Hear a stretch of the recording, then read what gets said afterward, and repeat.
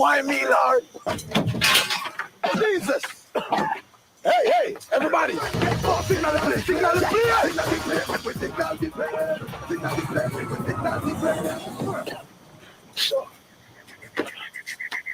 Go walk here, rude boy.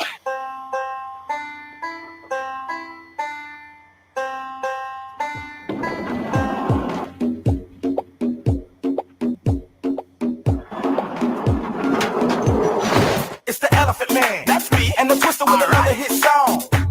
And my young jump club, let's show them how we get it crunk up in the club. On the wind up.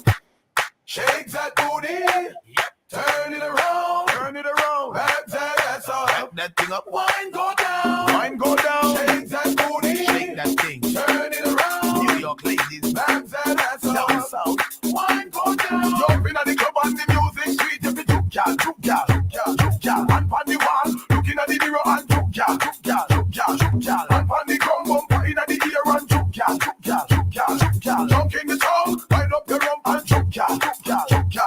Shake that ass, wine, y'all looking fine. One thing up on your mind, bend over and wine. The Jamaican girls, wine. The New York girls, wine. The dumb south girls, them a wine. I turn around and shook and drop low to the floor and swing it back and like that, there you go. Pop the bottle, get loose for your foe and roll them hips to the left for once more. Now shake it off, a bend over, spread wide. We back again and on a whole new ride. With Elephant Man, a Twister, young blood. We off in the middle of the club, so bring it here. I love mama fall in and tell your crew that they can join in. So DJ spinning it back, I got them tickled, so best be running when you hear that whistle. Now come and shorty, won't you show me that love? Back it up on the Twister when I come up in the club. Look at the sister while she twerk that thing. Make me wanna let her hop in my old 4 range. Now you get on me while I blow my bowl. Sipping hypnotic while you drop it down low. I be the nigga rapping Rockefeller crew. Come pop it for me, let me see what that do. Come here, mama, you so think it's ridiculous. Look at your body, I like how you shake and twerk your titties and thigh. Your body's elegant, other shit is irrelevant. It's the elephant, young buster twisted from the city of Shy. You treat your body like you come from Jamaica. Go in my pocket to give you every blood clot thing. Look how she juking that booty cheek like a wing and winding. So when you hear the cut drop, sing. Jumping at the club and the music sweet. If you juke y'all. And pon the wall, I'm looking at the mirror and juke y'all. And pon the drum bumper in the ear and juke y'all. Junk in the tongue, wind up your rump and juke y'all. I'm Sean Paul from the home of the strip club. I don't trip, I tip, show the girl love. I know you know the face, I'm a young blood. But don't talk, did you, girl, take a dub. She said she love my song, wanna cut a rug. I told her show me a thong for another dub. I came for some action, I don't want a hood. If it ain't had to hit another club. Drink something.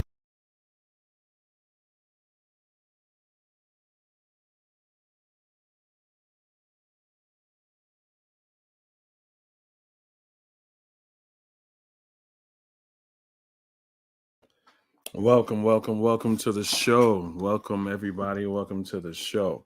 Hold on. I want to play one other joint, right? I like that there because me being from the Caribbean, obviously, being Guyanese and growing up in America, loving hip hop, Caribbean people contributing as well as Americans to hip hop. I love to see that merge, that collaboration of reggae and hip hop together. I love it. This is send me goosebumps. I always say I could never choose one over the other. If you were to tell me, hey, you had to choose a musical genre, it will have to be either reggae or hip hop. I'm like, that's unfair. That's really unfair. To me, that's like choosing, who you love, which kid do you love more? You know what I'm saying? They're all my children. I don't love one more than the other. I'm not going to give one up for the other, right? So hold on a second. I'm going to play this joint.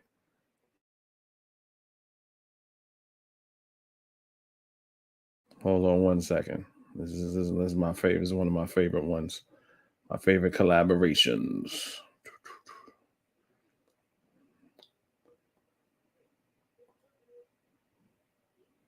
Seasons 52 is a season. Sorry about that. Yeah.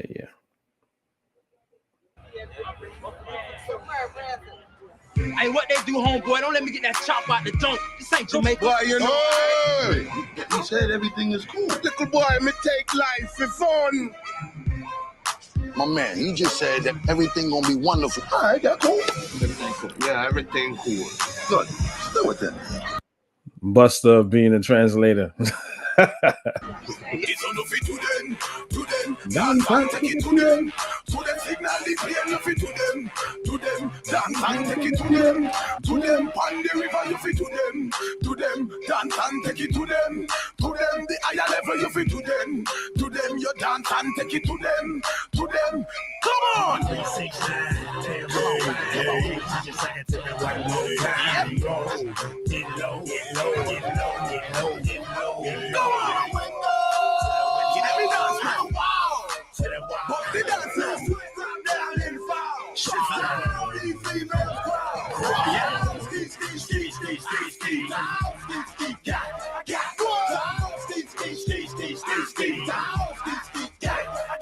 Let me see you get low. Turn it light to the floor. Let me see you get low. Turn it light to the floor. Say it up, say it back up, say it back to the left and the right up. Say it up, say it back up, say it to the left and the right up. See just back it up. Oh shoot, back it up. Oh shoot, back it up. Oh shoot, back. Let me see it just stop. Oh, wiggle with it, yeah, stop. Oh, wiggle with it, yeah, stop. Oh, wiggle with it, yeah, stop. Oh, wiggle with it, yeah. Your booty. When you shake it up, you get me rudy. Wouldn't mind if you get nudie. Miss cutie. Love the way you whine, I know you're moving. Them girl you can whine, trust me. And them waistline groovy. Whine around like a blue movie. Take it to them Keisha and Susie. Hey, to the valley river. Hey, to the higher level. Hey, signal the plane. Hey, alright, give them a run, just give them a run. Hey. Shake your booty, you fi shake it slow. I rotate like the tire, them a Mexico. Everywhere you go, man, just step on your case, so just to get your thing, them a promise you pay, so them a say you hyper and now you stay so. Make monkey face, can wind slow. Dita, so we got them all in a row. Get rich and get mad, no matter all him go. Big up Deja Vu, them and Tornado. Do the dance, alright, come on. I'm coming through with a thick crew, player. What up? You can't believe I'm on this too, player. What up? I'ma sit and watch your girl put it on me. What up? I love it when you got your clapping for me. What up? The big cover the back of my Harley. What up? From the front to the back of the party. What up? That's right. Yeah, girl. That's it. Come on. Get low, shorty. Shake that. Come on. If you ain't got it learned, get it down pack, mommy. With all that you got sitting on your back, mommy. Now all my shorties need to get in line. I said because I'm only gonna tell you one more time. Cause if that kind of stocky, you fat, pick it up, bounce back. While I get dough, smoke, get low because I said so. Come on. Just say it to me one more time. Get low. Somebody say Pulo.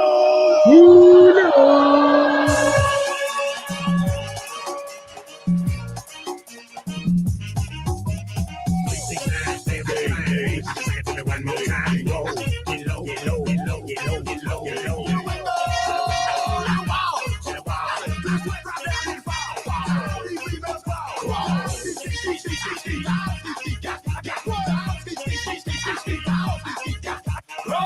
Dale mami, dale para abajo. Dale mami, dale para abajo. Dale mami, dale para abajo. ¿Cómo?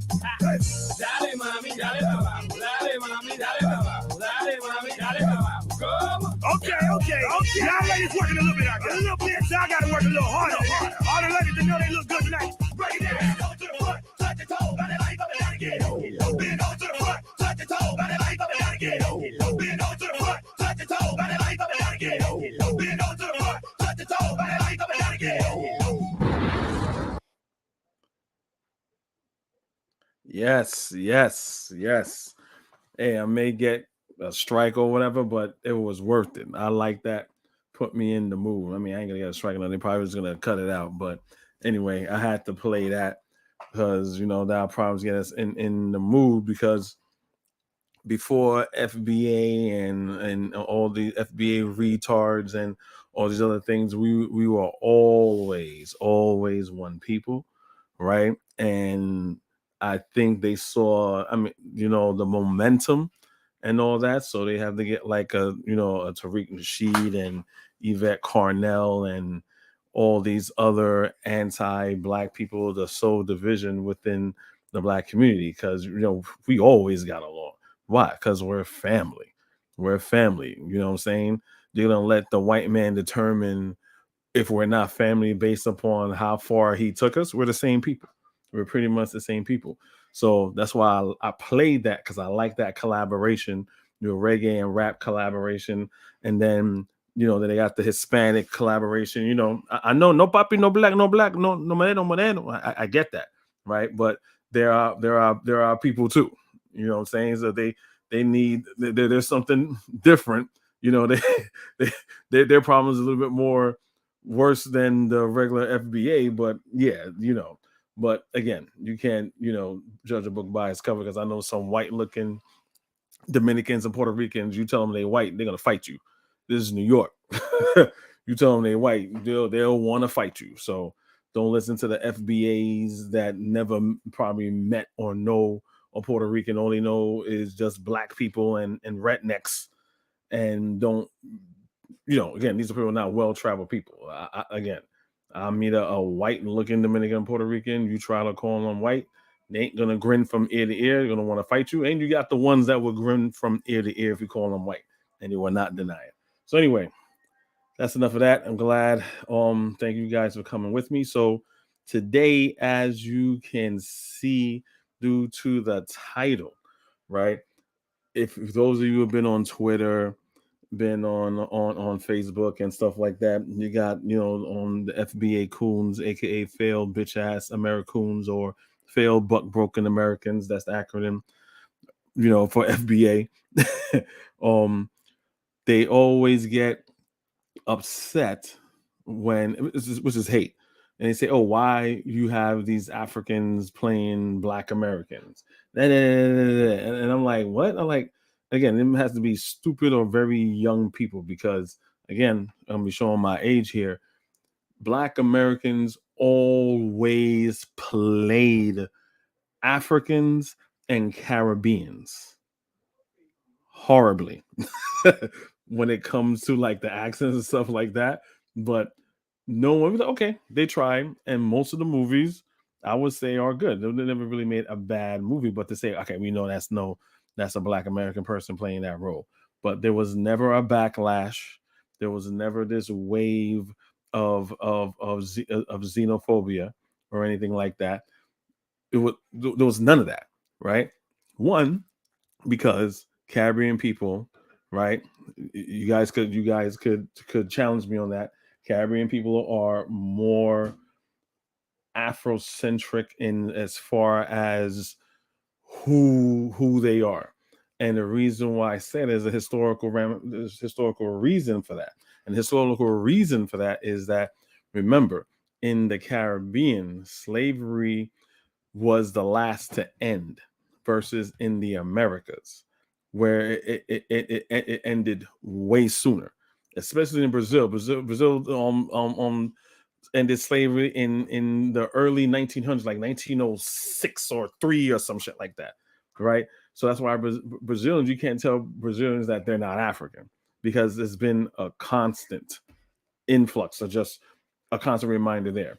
So anyway, before I go off on a tangent there, so we don't get mad at Black Americans playing us, because it's done.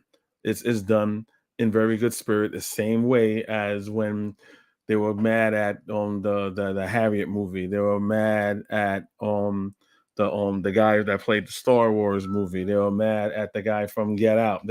It's nonsense. So what I'm going to do today is show you how disingenuous they are, right? Today I'm going to show you the movies of black Americans cosplaying sometimes horribly, right, as black as Caribbean people and as Africans, right? And it's like, some of it is like, come on, man, that's just bad.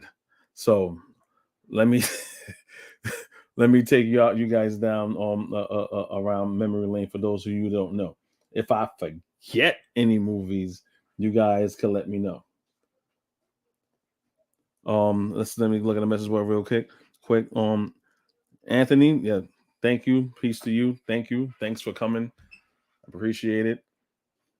And we have our boy Bawana. Thank you for coming. Thank you for joining. I'm gonna try to make this try to make this fun. You know what? I'm gonna do a little bit early because I kind of want to get you guys live reaction to some of this stuff. I've seen all these movies already. I've seen all these movies already, right? So I kind of want to get your reaction. So I'll put the link in the chat. So I want to get your live reaction to it. So, but before we do that, this is about Netflix Shirley Chisholm that's coming out. I spoke about this on my last one. So and my brother Bawana kind of helped me make a decision on what my next show was going to be. Again, I'm going to try to do my shows on Thursday, unless you guys want it like on a different day. But yeah, it's basically I haven't seen anything yet because FBA they're not going to say nothing because Regina King is an icon, well deservingly so, right? But they're not saying anything. Like, oh, they're not gonna say why is Regina King playing a tether and all this. They're not saying that. So I want them to keep the same energy. So what we're gonna do, I want to hold on a second. I want to show the Shirley Chisholm trailer, and so we could see what it is. But before I do that, let us go see who Shirley Chisholm is. So Shirley Anita Chisholm, right? This is her Wikipedia bio, right? Born November 30th, 1924. 1924. Why is that important? Well, I'm saying 1924 because a lot of Black Americans, informed or not well informed, think that Caribbean people and African people then came here during the Civil Rights Act of 1965. Oh, now we got them in and stuff like that. No, that's not been here, right? And this was around the time. So she was born around the time shortly when Marcus Garvey stepped foot here, right? So was an American politician who in 1968 became the first Black woman to be elected to the United States Congress. Shirley, so she was elected to the United States Congress, first black woman, right? Chisholm represented New York's 12th congressional district, a district centered on Bedford-Stuyvesant. Bedford-Stuyvesant loved Jamaicans, man, the Caribbean people, right? So Bedford-Stuyvesant for the 7th term for the 1968 to 1983. In 1972, she became the first Black candidate for a major party nomination for president of the United States and the first woman to run for the Democratic Party's presidential nomination. Throughout her career, she was well known for taking a role. So there was that. So this is what I want to get to. So born in Brooklyn, New York, for those who saying that she's may not be crazy and she's not Caribbean. Born in Brooklyn, New York, she spent ages 5 through 9 in Barbados, and she was always considered herself a Barbadian American, right? She also had so she's Guyanese too. So early life and education. Shirley Anita was born to immigrant parents on November 30, 1924 in Brooklyn, New York. She was of Guyanese and Bajan descent, right? So you guys can look her up. So we got that. So we know who she is. And then I'm going to show the Netflix trailer so we can see what we're talking about and how it looks. So let's bring our brother Bawana in. Hey brother, you're in. What's up, bro? What's going on? What's up, Anthony? What's up, Anthony? Yes. This is gonna be funny. How's it gonna be funny? Let me in on the joke. Because I seen the trailer, and Anthony, if you're talking, you're blocked. by the way. You mute. You muted, yeah. Because I seen the trailer and I'm saying to myself, I like the sister. I like the sister, but her accent is crazy. Her accent Yeah. is crazy. I'm like that. The sister from the Black Panther, she was Yeah, I know who playing. you're talking about. Yeah, She's from Guyana. She could have yeah, she's played. from Guyana. Yeah. Yeah, she could have played this role. Why? Yeah, stick it out. But you know, that's true. But she's very young though. Yeah, well, at the time, I think that Chisholm was young too. So I think that she could have pulled this off. But it is what it is. I like Regina King. That's my homegirl, but her accent is crazy. Yeah, it's not that good. It's not that good. Because I remember you were telling me that, and I'm like, is it really that bad? And I was like, whoa, yeah, it's it's not that great. Hold on, so let me share it right now.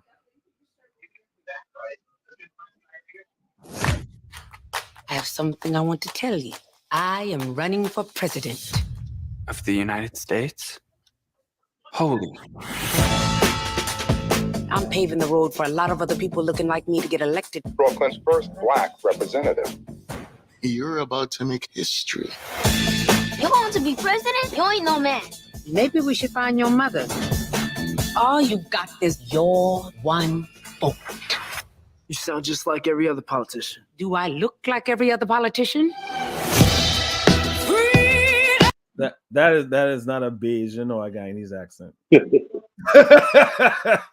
All I hear is Regina King. I don't hear anything.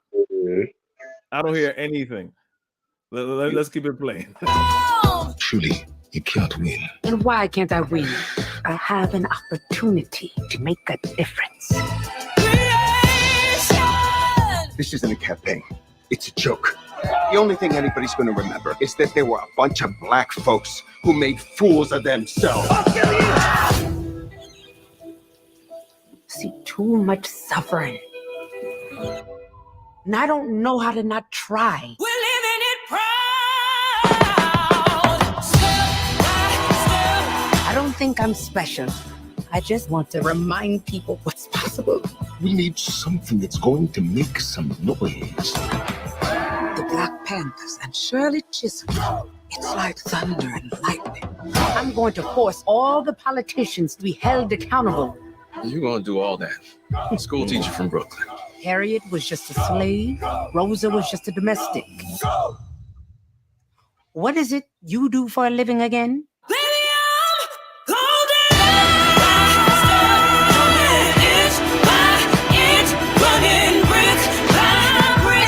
The people of America are watching us.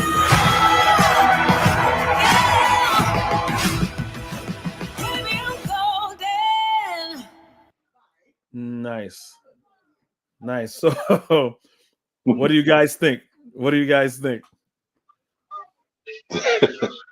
Yeah, they could have. Yeah, it was kind of bad, man.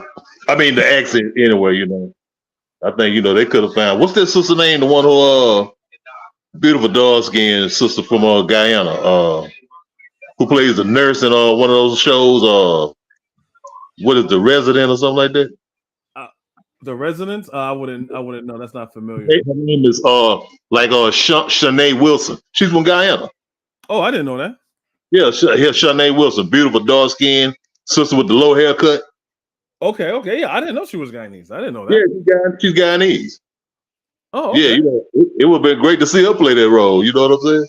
Yeah, they could play it. But besides that, I like the energy. I'm looking forward to it. That's good. I like that. You know what I'm saying? I mean, Regina's a great actress, but I thought we were talking about just the accent. That's all I was saying. Yeah, it's just the accent that's bad. But I'm gonna give you a little spoiler. We're gonna see Cool Runnings and we're gonna see Malik Yoba. Yeah, do a Jamaican accent, and it's gonna get like okay. But I try to do more. I want to do a little bit more historical shows and things like that because. A lot of when I find we were having discussions as before this FBA bullshit kicked off, we having a lot of discussions and as a lot of people are saying things that are not historical, and I'm like, what? Like Caribbean people have been here, not as much as is right now. I mean, again, I talk about Garvey. You see when Shirley Chisholm was born. You see Malcolm X, right? you see all these people that look, no group, look, we all black people here. Not all of us are perfect. You can point to any country, any black country, any place where black people live in the United States, you're gonna find some fuckery, right? It's not to say that, well, you're different. Nah, I don't do that. We all the same. I'm sorry, man. Could I just say something real quick? Sure. It's like people like, like these brothers like Tariq Nasheed, them and all they crowd. The funny thing about it, they so damn stupid. I'm talking about as far as like it's knowledge. They don't even know no history. Now they sit up and talk about our FBA. Denmark Vesey was a Caribbean man. Yeah. You know what I'm saying? Denmark Vesey was from the Caribbean. Yep. You know what I'm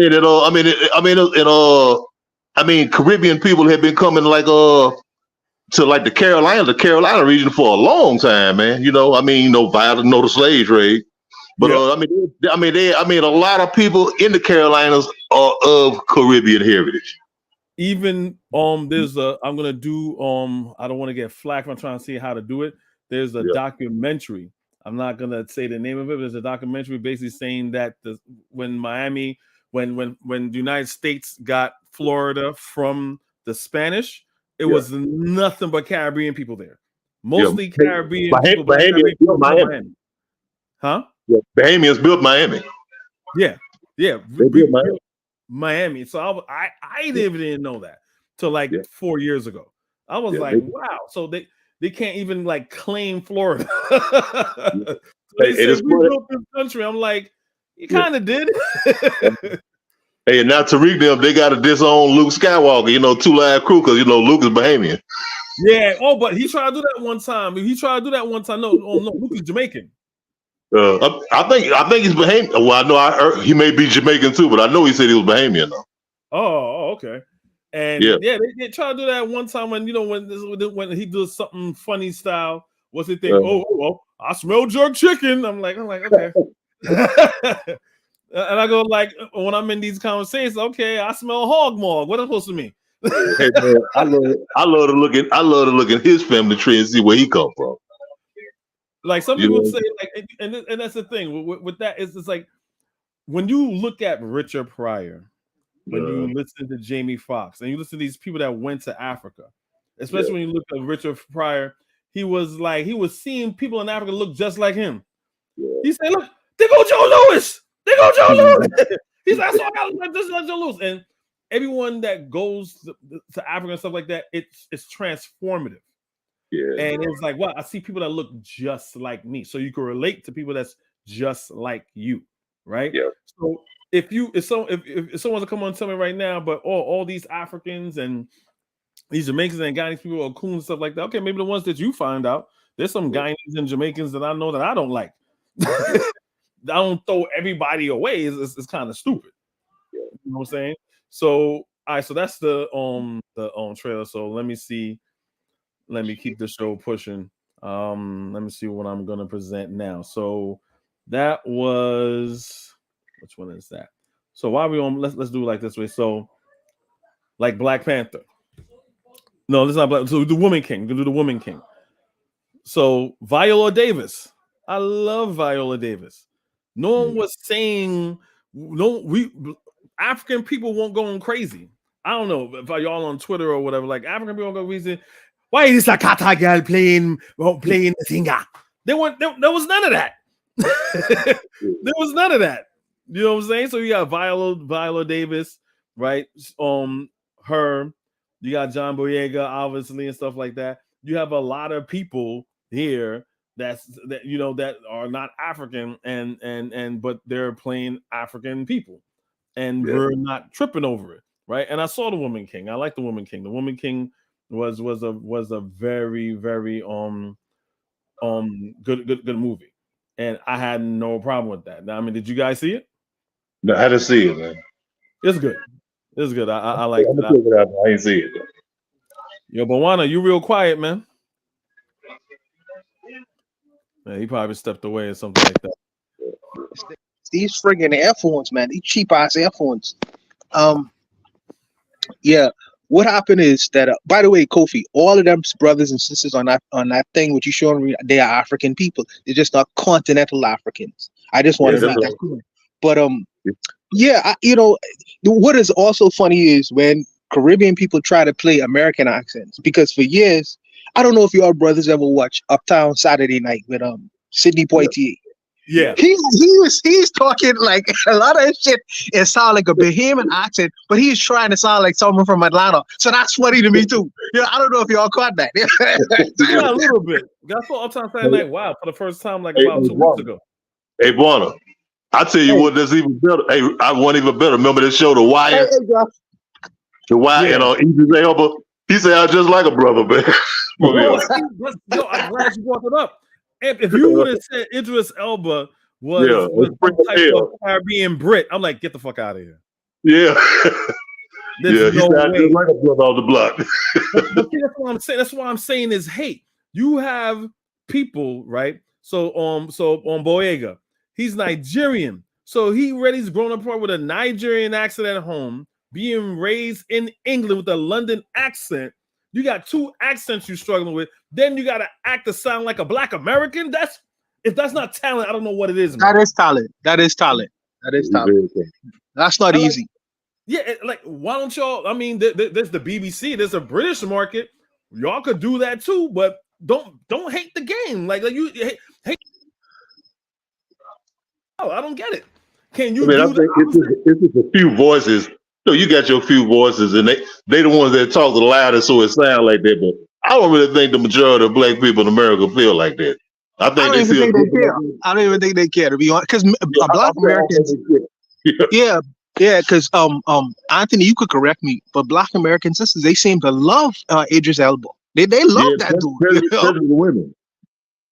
Yeah, especially the sisters, they love him. But yeah, man, I don't think the majority of Black people here care. And boy, I like one thing that you said earlier, because remember Dr. Clark used to always say, we focus too much on what a slave ship took us to instead of where it stole us from. Yeah, man, we all Africans. You are an African from Guyana, you're an African from Bahamas, I'm an African from Louisiana, man. Yeah, a different version. Just a different version. That's what I look at it. That's why I don't look at that, I despise that term foundational Black America or ADL. I despise Black America.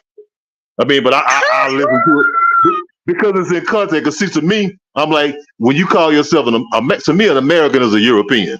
Is a European colonizer. A European settler came up and set up an empire. Committed genocide against the indigenous people, enslaved African. That's an American. You know what I'm saying? That's an American. That's a new European. I'm not a European. You could get in problems for saying this. You could get in problems for saying this, man. I gotta say. But I don't care. I don't care because I'm for the smoke. But I'm just saying, I never did like that. Even when I was a teenager, I didn't even salute no flags or none of that mess. I got in trouble for it then.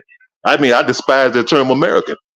Because to me that means you co-sign with slavery, you co-sign with genocide, you co-sign with stealing people's land, you co-sign with going over there stealing people's resources and everything. You're gonna get the Wobbles mad because they say they've been here already, man. Yeah, man. Callaway said they've been here already. Yeah, they don't believe that themselves, man. They don't believe that. Why? I mean, look here. Why they don't know any other languages? Know anything about the language, the culture, or nothing? They don't know. And then the thing I don't understand, I know we sidetracking here. And then it's like, let's say for argument's sake that you guys are the real Native Americans. So who are the people that are claiming to be Native American? They can't. They said it was Jonathan Radio. They said it was Jonathan Radio. Yeah, it's pitiful, man. Yeah, it makes no sense. And the smoking gun to dispel all that is DNA test. Oh, DNA test doesn't work. That's fraud. I'm like, all right, whatever. That's fraud. I asked him. The only thing I asked him is, tell me a Native American food your grandmother used to make for you when you was 5 years old. That's what I asked him. And we got a problem with this Cherokee thing, man. I mean, I even heard in my family a long time ago. We got some Cherokee. I say, now here we go again. We went from siding with the white enslaver, the American enslaver, the white. Now we want to side with the Cherokee enslaver. No, the Cherokee Nation was an enslaving nation. They were enslaved. It's not a real Native American. It's a new tribe that was made up. That's a conglomerate of different people. You're right. Yeah, I mean the leader of the Cherokee Nation, who was Stan Wait, he was a commander. He was a general in the Confederate Army. So He basically, became he's a $5 Indian.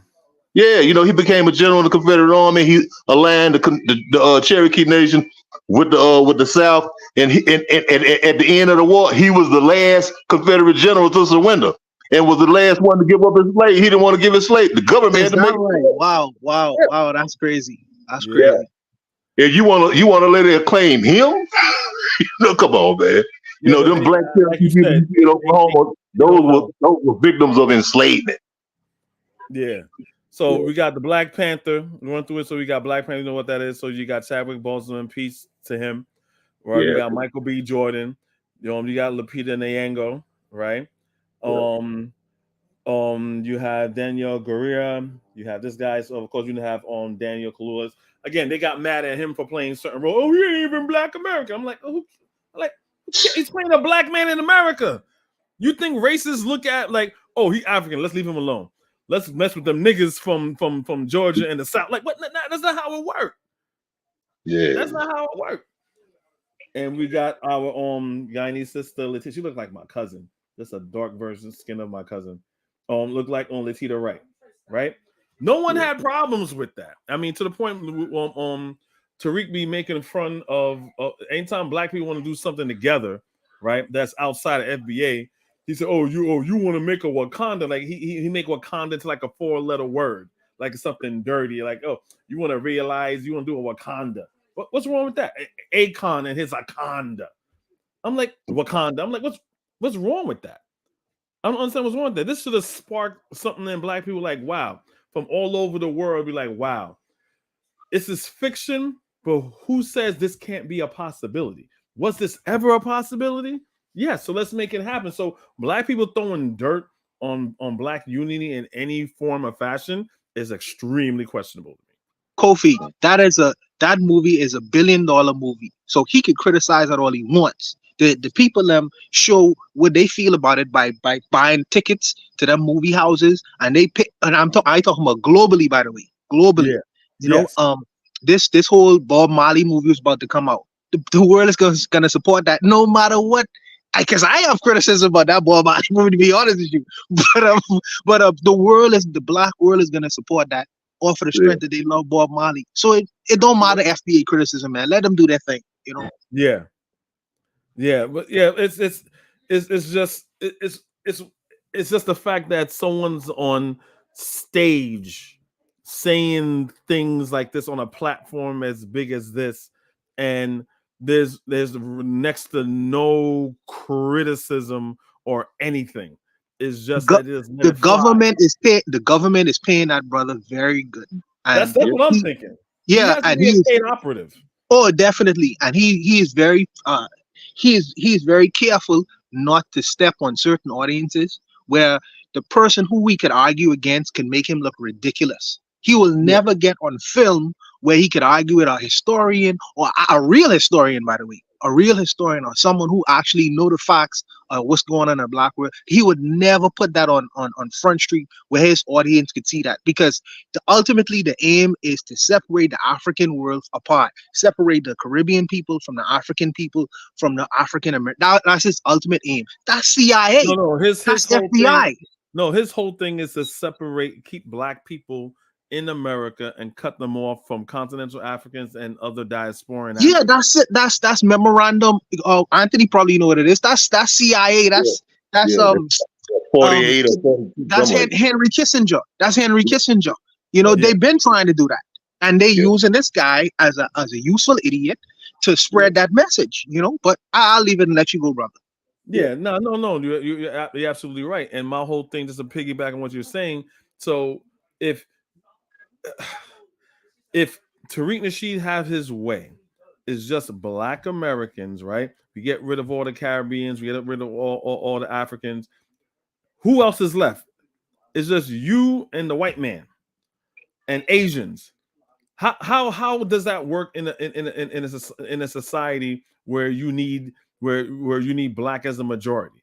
Like I don't understand how that works. Not only that, you cut off your international connections. Because if just the white man in America, the white man has international connections. So does the Chinese man. But if you separate yourself from the rest of the black world, who are your connections? Then you are in between the rock and the deep blue sea. If something pop off, you have no international connections.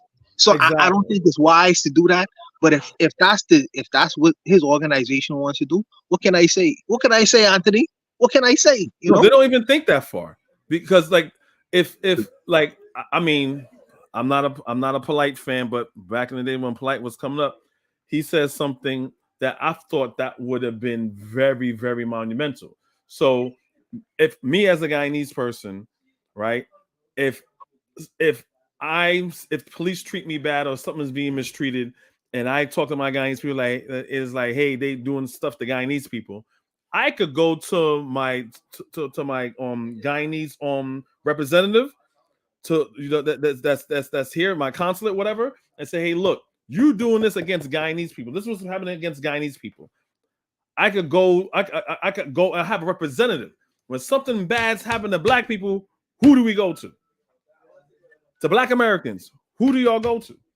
You go to the same government that's committing those atrocities against black people. So Polite says if black Americans were to say, take a DNA test, do some type of ancestry, and say, hey, look, I'm Gambian. Hey, look, I'm Nigerian. Hey, look, I'm from Mali. Hey, look, I'm from here. So now that you're committing these crimes, you're not just committing these crimes to Americans. You're committing these crimes to Nigeria, to Mali, to Ghana. It's a different dynamic now. It's not just, black people from Texas. Oh, so who's in charge? Who's the person that's in charge of Texas? Who's the governor in charge of Texas? Oh, Abbott and all these fucking racist people. They don't give a fuck about your black ass. So to me, I think that would have been a step in the right direction. Again, there's nothing wrong with being a black American, right? I like to me, next to the Caribbeans, black Americans have been through the fucking most worst thing ever, right? Same thing was happening in the Caribbean, but slavery was a little bit. If you read the book by Dr. Henry Clark, also this book is a book by Eric Williams. It talks about slavery. It's from Columbus to Castro, and it was brutal. The things happening there was brutal, but at the same time, like the slave masters in the Caribbean were like, okay, so we were able to have our own garden and shit like that, and have certain little personal things to ourselves, right? According to Eric Williams, versus you ain't doing that shit in Louisiana. It's not like, nigga, what you doing? You're stealing from me. You know what I'm saying? Anyway, I'm going off on a tangent, but it's just different. So this is on Cool Running. So we all know, I don't know if you guys know who Leon is. He came in that movie, The Five Heartbeats, and he was a really big star back then. So he's American. So let's go through. This is the trailer to Cool Runnings. How fast they run. I'm gonna run. How fast they run. I'm gonna run faster. I don't care how much they want it. I want it more. I'm going to the Olympics, baby.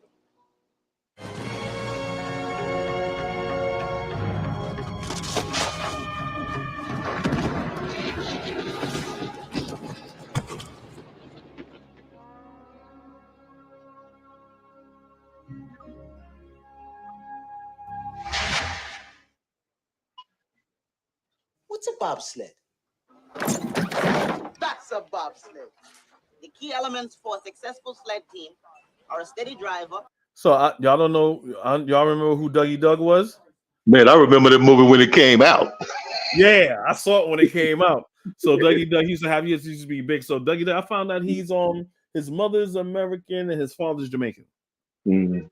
I always thought he was a Caribbean brother, though. You know, he always had an accent. And my wife, she's Jamaican and Panamanian. My wife's like, I know he could have been real Jamaican because he had a bad accent. So let me keep it playing. Are a steady driver and 3 strong runners to push off down the ice. Ice! Ice! We were just wondering if you'd be interested in coaching the first Jamaican bobsled team. No! Greetings, sled guy. Sorry to bother you with your own help us. Cut out! Snow. You don't have any. It's 900 degrees out there. Time. You don't have any. The Olympics are in 3 months. Some people say, they can't believe Jamaica, we have a bobsled team. No people say, they can't believe Jamaica, we have a bobsled team. Jamaica. What country? Jamaica. In reality, Al, I don't think the Jamaicans have any chance of winning a medal. I am feeling very Olympic today. How about you? Doris, I've known you since Julie Jeffries asked to see you ding-a-ling. And I'm telling you as a friend, if we look Jamaican, walk Jamaican, talk Jamaican, and is Jamaican, then we sure.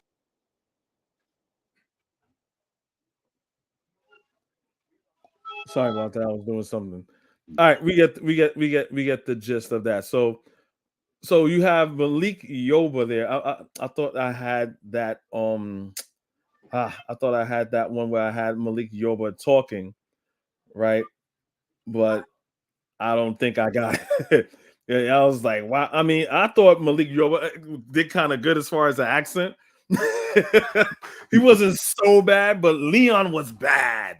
Leon was like, nah, man. Yeah, Leon was bad. But Juan, you ever saw Cool Runnings? No, I never watched it, But I'm thinking to myself, right? I'm thinking, Kofi, did they just listen to a Bob Marley record and then say, well, I'm ready now? Like, did you hang around any Jamaicans before you decide to take this road? It's like, it's crazy. It's crazy. It was really bad. I'm like, what the hell? That's Leon from the 5 Heartbeats, and it was like, nah, that's bad. But again, I'm showing you this thing because, again, I'm showing my age. Me and Anthony probably about the same age because we said we saw it in the movies, and no one was tripping. No one was tripping. Nobody was tripping. Like, yo, no, I take it as a joke, man. I don't. You think I would get mad at this shit? Nah, man. I take it as a joke. Yeah, because it's not done in a distasteful way. When, like, the only thing I didn't like about the Harry movie was a bunch of white women, a bunch of feminists that did that movie, and they changed the historical narrative, and I did not like that, right? But then FBA is going to say, oh, it's because she's African and Africans don't like Americans. You know, Africans don't like Americans, and they try to tie those two things together. I'm like what? No, that makes no sense. Yeah, it's stupid. Yeah, so that's the problem that I have with it. They made was it Akeem Woodbine? I forgot the brother's name. Was like the slave catcher, and he was trying to like it was a bunch of craziness. I'm like, and they even said that, oh, that's not supposed to be historical. So why are you showing it in a historical context? It made no sense. They had a narrative for that movie right there, though.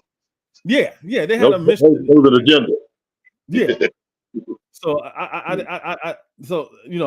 didn't like what they did right there. Yeah. Let me show the next movie right here. This one, I like this one. Let's do this one. I was talking about this one. The Mighty Quinn. Oh yeah. Oh goodness. Mighty Quinn. I actually thought Denzel had the best imitation Caribbean accent. They both. Denzel was. We'll see. Guess who's coming to dinner? Natty dreadlocks. Guess who's coming to dinner? The islands. Yeah, man. I'm just coming in from where the ladies are mighty fine. The light. That's not even dreads. What does Robert Townsend have on him head? That's not even dreads. Looks like some tired, worn out braids. It was a funny movie, man. No. We gotta look at his hair, man. This is not a good idea. He looks horrible, man. Is mighty nice. A brother trust a brother. And the law. No, you in trouble, man. We know who she is. She is actually a real Jamaican. Exactly. Shirley Rell. She was the mother in Moesha, and she's on that show now called Shirley Rell. Yeah, Shirley Rell is the Mighty Quinn. You have a license for that? Where most people go to play. That's Rita Marley. Am I wrong? Is that Rita Marley? Yeah, that's her. That's her. Yeah, that's her. Rita Marley. Somebody call the police! He goes to work. That guy Denzel Washington with what's his name again? He used to come in a lot of stuff in the 80s and the 90s. Oh man, Yeah, he did those Spike Lee movies all the time. Yeah, I forgot his name, but he's coming a lot of stuff. Yeah. To work. Nasty way to die. Now, the only thing harder than finding the truth. Who's that, y'all? It's the road. Yeah, she's a Bahamian. Yes. Yes, she's Bahamian. But everyone, again, Lord I didn't know recently because I had to do the whole Tariq thing. Like, where you from? So where your family from? So I was like, oh, I thought she was just American. I thought she was just American. I did not know. Yeah, she pulled off a good accent too. Good Jamaican accent. Yeah. Is staying alive. Bring in Maui. There's a man out there looking for you who wants you dead. And I'm glad you got here first. The best thing we can do is stay out of the way. Denzel Washington is Police Chief Quinn. I'm in the way. Robert Townsend is Molly. When there's trouble in paradise, you ain't seen nothing like the mighty Quinn. Hey, they actually was better than the rest of them. They were still bad though. but that movie was good though. I love it. I enjoy that movie. I can tell you something. I don't think Denzel Washington had his time where it was credible, and then he had some times in that movie where it was just ridiculous. So I mean, he didn't do too much of a bad job. I can't say that for Denzel. Richard Townsend is horrible. Yeah. Hey, but you know what? Like, but for brothers like y'all who from the Caribbean, y'all can see. Oh no, that ain't. But for us who like, here in the States, especially the ones who hadn't been around a lot of Caribbean people, we think, oh yeah, this sounds pretty good. But I know. But the crazy thing is, Don Anthony. All right, I can tell you how we feel. Say someone because New Orleans have a unique accent too. Let me tell you. So when actors trying to play like they from New Orleans with that little, y'all able to tell right away. Come on, bro. Come on. Yeah. Come on. Yeah, exactly. I mean, I know, man. But I'm saying for just the average black person, in the United States, they hear they like. Oh, yeah. I mean, I know. But I'm saying, but yeah, well, they don't hear a lot of Caribbean people that much. And I think that's another thing, because every time, like when you actually talk to like someone that's like reps FBA, I that's why I say it. That's why a lot of people say it's only an online thing. You talk to these people, and I say, maybe some people from like that doesn't have a place where a lot of black people from the Caribbean, Africa is from. So like Louisiana, is there a lot of Caribbean people in Louisiana? Because I always use sometimes Louisiana as one of those places, as well as North Carolina, South Carolina. Is there a big Caribbean community in Louisiana, Anthony? In New Orleans. In New Orleans? In New Orleans, a large percentage of the black people in New Orleans have Caribbean roots. They came from Haiti mostly. Yeah. Haiti. Yeah. Yeah. Let me say. Go ahead. Let me say this. One of the places where I feel most at home is when I went to Louisiana. I gotta say, I felt like I was home. The people they just remind me of Caribbean people. I was blown away. I never went to I went to South Carolina once, Anderson, South Carolina. And my sister-in-law, she's an American. So, I hear her accent, but I've never felt more at home than when I was in Louisiana. I gotta say that, man. Them brothers, they remind me of Caribbean people, true and true. Hey, let me tell you this. I'm gonna say something the way New Orleans people say something. Okay, like, hey, do me a favor, Buona. Say you go tell me you gonna kick my ass. It's like I say it like that. I can kick your ass. I can kick your ass. No, I mean, now this is say Anthony, I'm gonna whoop your ass. Anthony, I'm gonna whoop your ass. Okay, this is what a New Orleans person say. Man, you ain't gonna do me that no. What? That's how they would say it, man. You ain't gonna do me that no. Backwards. But that's how Jamaicans be talking too.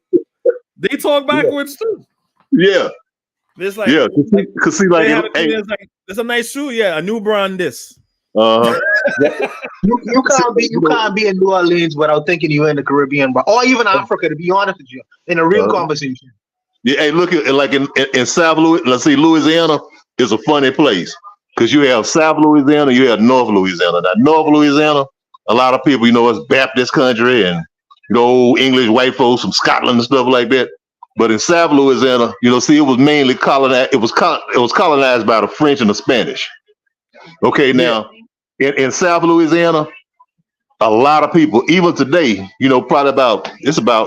probably 5 million people who speak French as a first language. Absolutely, absolutely. At home. Yes, sir. Yes, Yeah, sir. if you go down there, you'll see all on the wall. You'll see stuff written in French and stuff written in English. Okay, that it's called the French in Louisiana is called Creole French. It's Louisiana Creole French. It's a little bit different, but it's kind of similar like how they speak in Haiti. But like a long time ago, you don't have that many people who speak it now. A long time ago, we used to have what they call gumbo French. Sometimes it was the French that the Africans spoke. It was okay. The name of it, they call it Kuraviti. It's called Kuraviti. And it's like it's probably not that many. It's still some people who speak it in corners of South Louisiana, but it was like the French. It was like a mix of French, Bantu languages. You know what I'm saying? Was it closer to the patois that they would speak in Haiti? Yeah, but see, it was a type of language that they spoke among themselves. Like the slave masters didn't know what they were saying. Okay. That's crazy. It was called Kuraviti. And it's some people still speak it. We call it gumbo French. But some people still speak it, but not as many.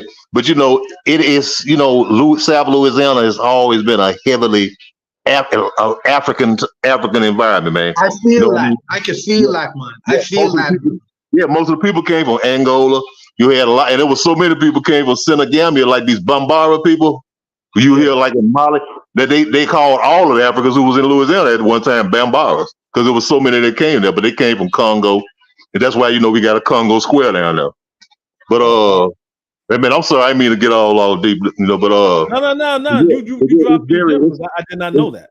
Yeah, it's very Caribbean. Some people call it like the northern part of the Caribbean. You know what I'm saying? That Louisiana, South Carolina, and South Florida, that's the Caribbean. You can't tell me nothing. You can't tell me nothing.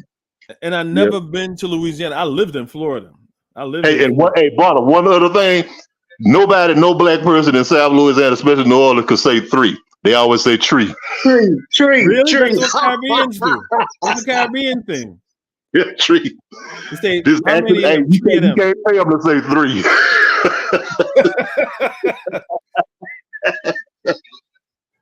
Welcome, Naps.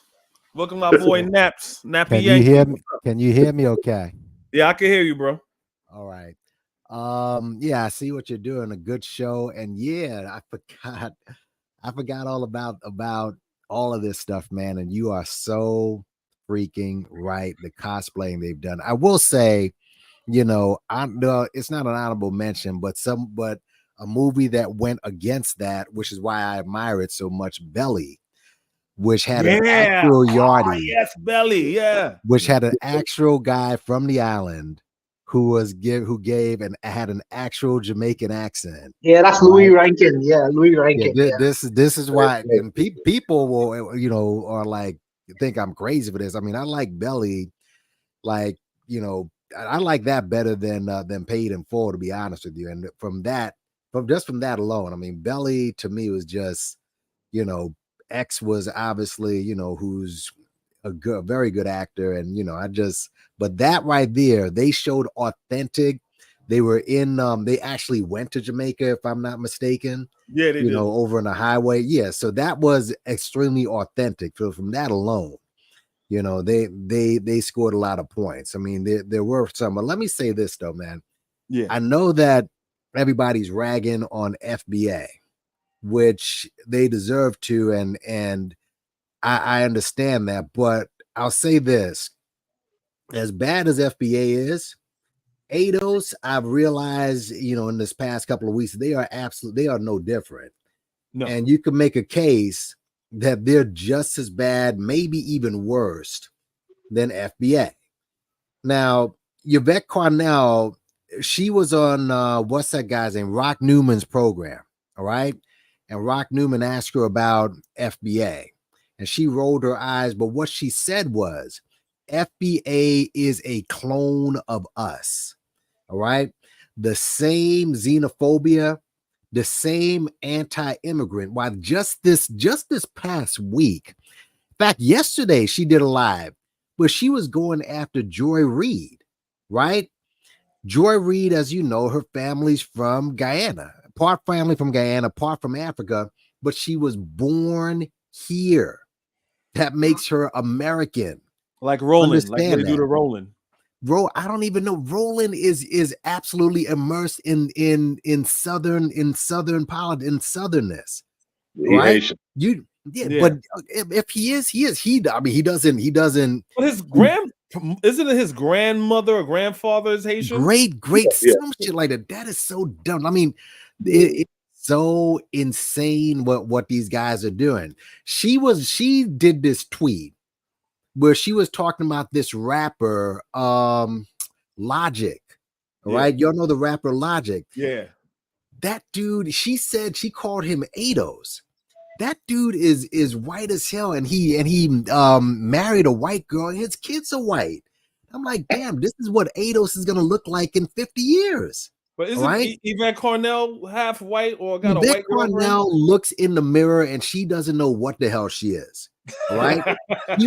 That woman looks in the mirror. She has no idea. I think psychologically, she has no idea what she is. All right. She's damn near white herself. But for her to go after all these black people, and I'll just say she's a white lesbian. She is a white lesbian. And I'm telling you right now, in years to come, when you look back at this and when you see who was leading you, all right, the reparations movement, when you look at what's been going on, all right, the reparations movement right now with you got, okay, what was it? And Cobra, okay, they started something, but then there's HR 40, they tried to do something like that, but then ADOS, which came in and tried to grift it, all right, which is nothing but a grift. Then Tariq saw it, he praised ADOS, and he said, wait a minute, I can probably make some money off this. Broke off of it, now they're FBA, so you got those four, but wait a minute. You have, what's that gay guy who hooked up with from South Carolina? The Congress goo. I forgot. I know who you're talking about. I forgot. But okay, he hooked up with Tariq, but now he's talking about the freedmen. So you got the ADOS, then the FBA. This guy, he was on that light-skinned chick who allows Joe Brown on the platform, Dana, what's her name? The real Dana, another clown, by the way, another goofball. But she had a debate with a guy from HR 40 and that guy, and he kept bringing up Freedman. That's an Indian term. That's the Freedman that he's talking about Indians now. It's like when Tariq made the movie and talk about the Maroons, when the Maroons are really used for the term for Jamaicans. You got N Cobra, you got HR 40, you got ADOS, you got the funded by Amazon or whatever the fuck that is. You got the you got the Freedmen. I was on a platform with another dude said we need to get reparations for the Seminoles. So he said he's black and Seminole. Wow, you deep into that, like, okay. My question is, how is ADOS and FBA were pretty much even, but to me, FBA outpaced ADOS when it comes to hate. Freeman is like a buzzword that I use that I hear people use, but it doesn't have as much as momentum as FBA was. No, but see, this is what you understand. They're grifts. All right. Yeah. How do you eventually, if this thing becomes real, where, you know, if they, because you're gonna eventually have to go before Congress and plead your case. You have to make a case for reparations. You can't just say, oh, I've been enslaved. Everyone knows that. You got to make a case. How is it going to look? You go before Congress and, well, we're fighting for HR 4. No, we're fighting for ADOS. No, it's FBA. No, it's the Freedmen. No, it's the Seminoles. You had Nakmeezy said it's the tribes. This has become that's who I want to talk to, Nakmeezy, man. That's yeah, like, he's mixed. He's like, he makes some good points and he'll say some stupid shit that makes no sense. Nah, he's hooked. I don't know if you know that another grifter, this chick named Mouthy Megan. All right, this Latino chick. This woman is Puerto Rican, and she's pushing the anti-immigrant shit. This has all become an absolute scam. All this whole movement has been taken over by grifters and scammers. The whole, but no one's gonna take them seriously. No one's gonna take them seriously, man. So yo, Nash, let me get into go ahead real quick. So this is one of my favorite movies. I'll date myself. This came out when I was in high school. So so this is Sugar Hill with Wesley Snipes and dude from the 5 Heartbeats, right? So I'll let you know. So if you read right here, it says what? Sugar Hill Akata scene. Oh, brother. Those are the Nigerians I was telling you about, man. Them motherfuckers, they be getting their shit from Pakistan, right? They goes to Lagos. They be bringing it over here in diplomatic pouches, man. They rocking the Bronx with that shit. Yeah, right. Funny. One time we used to look to him for our history and our culture. You want history and culture, you read National Geographic and shit. Tell you, man, no, we get. You heard that? So they say we used to look at them for our history and culture, and he's gonna say National Geographic. So, it's sad. It's like I look at this. I was a teenager. Look, when I was a teenager, I was a nigga, man. I would agree with him. Like, well, I ain't African. I'm Guyanese. I'm American. I'm none of that. I'm not no African. I may look African, but I'm not African. I used to think like that. So I kind of understand where they're coming from, sadly. Get with these motherfuckers, man. We can get out of bed with Gus and the rest of them wop guinea motherfuckers, man, like a bunch of cheap $2 hoes. I mean, let's motherfucking go over and take care of some business. Come on. Hey, Untumbe. How are you? I'm good. How you doing, Renato? How are you? Very good. How's it going? This is my brother, Romello here. It's a pleasure. I told you all I've seen about you him. around. Yeah. How you doing? He's what's the deal?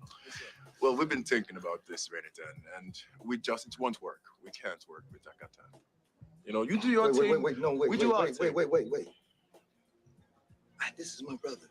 He's a very, very busy man. I understand. This is not a personal thing. It is something we cannot do it.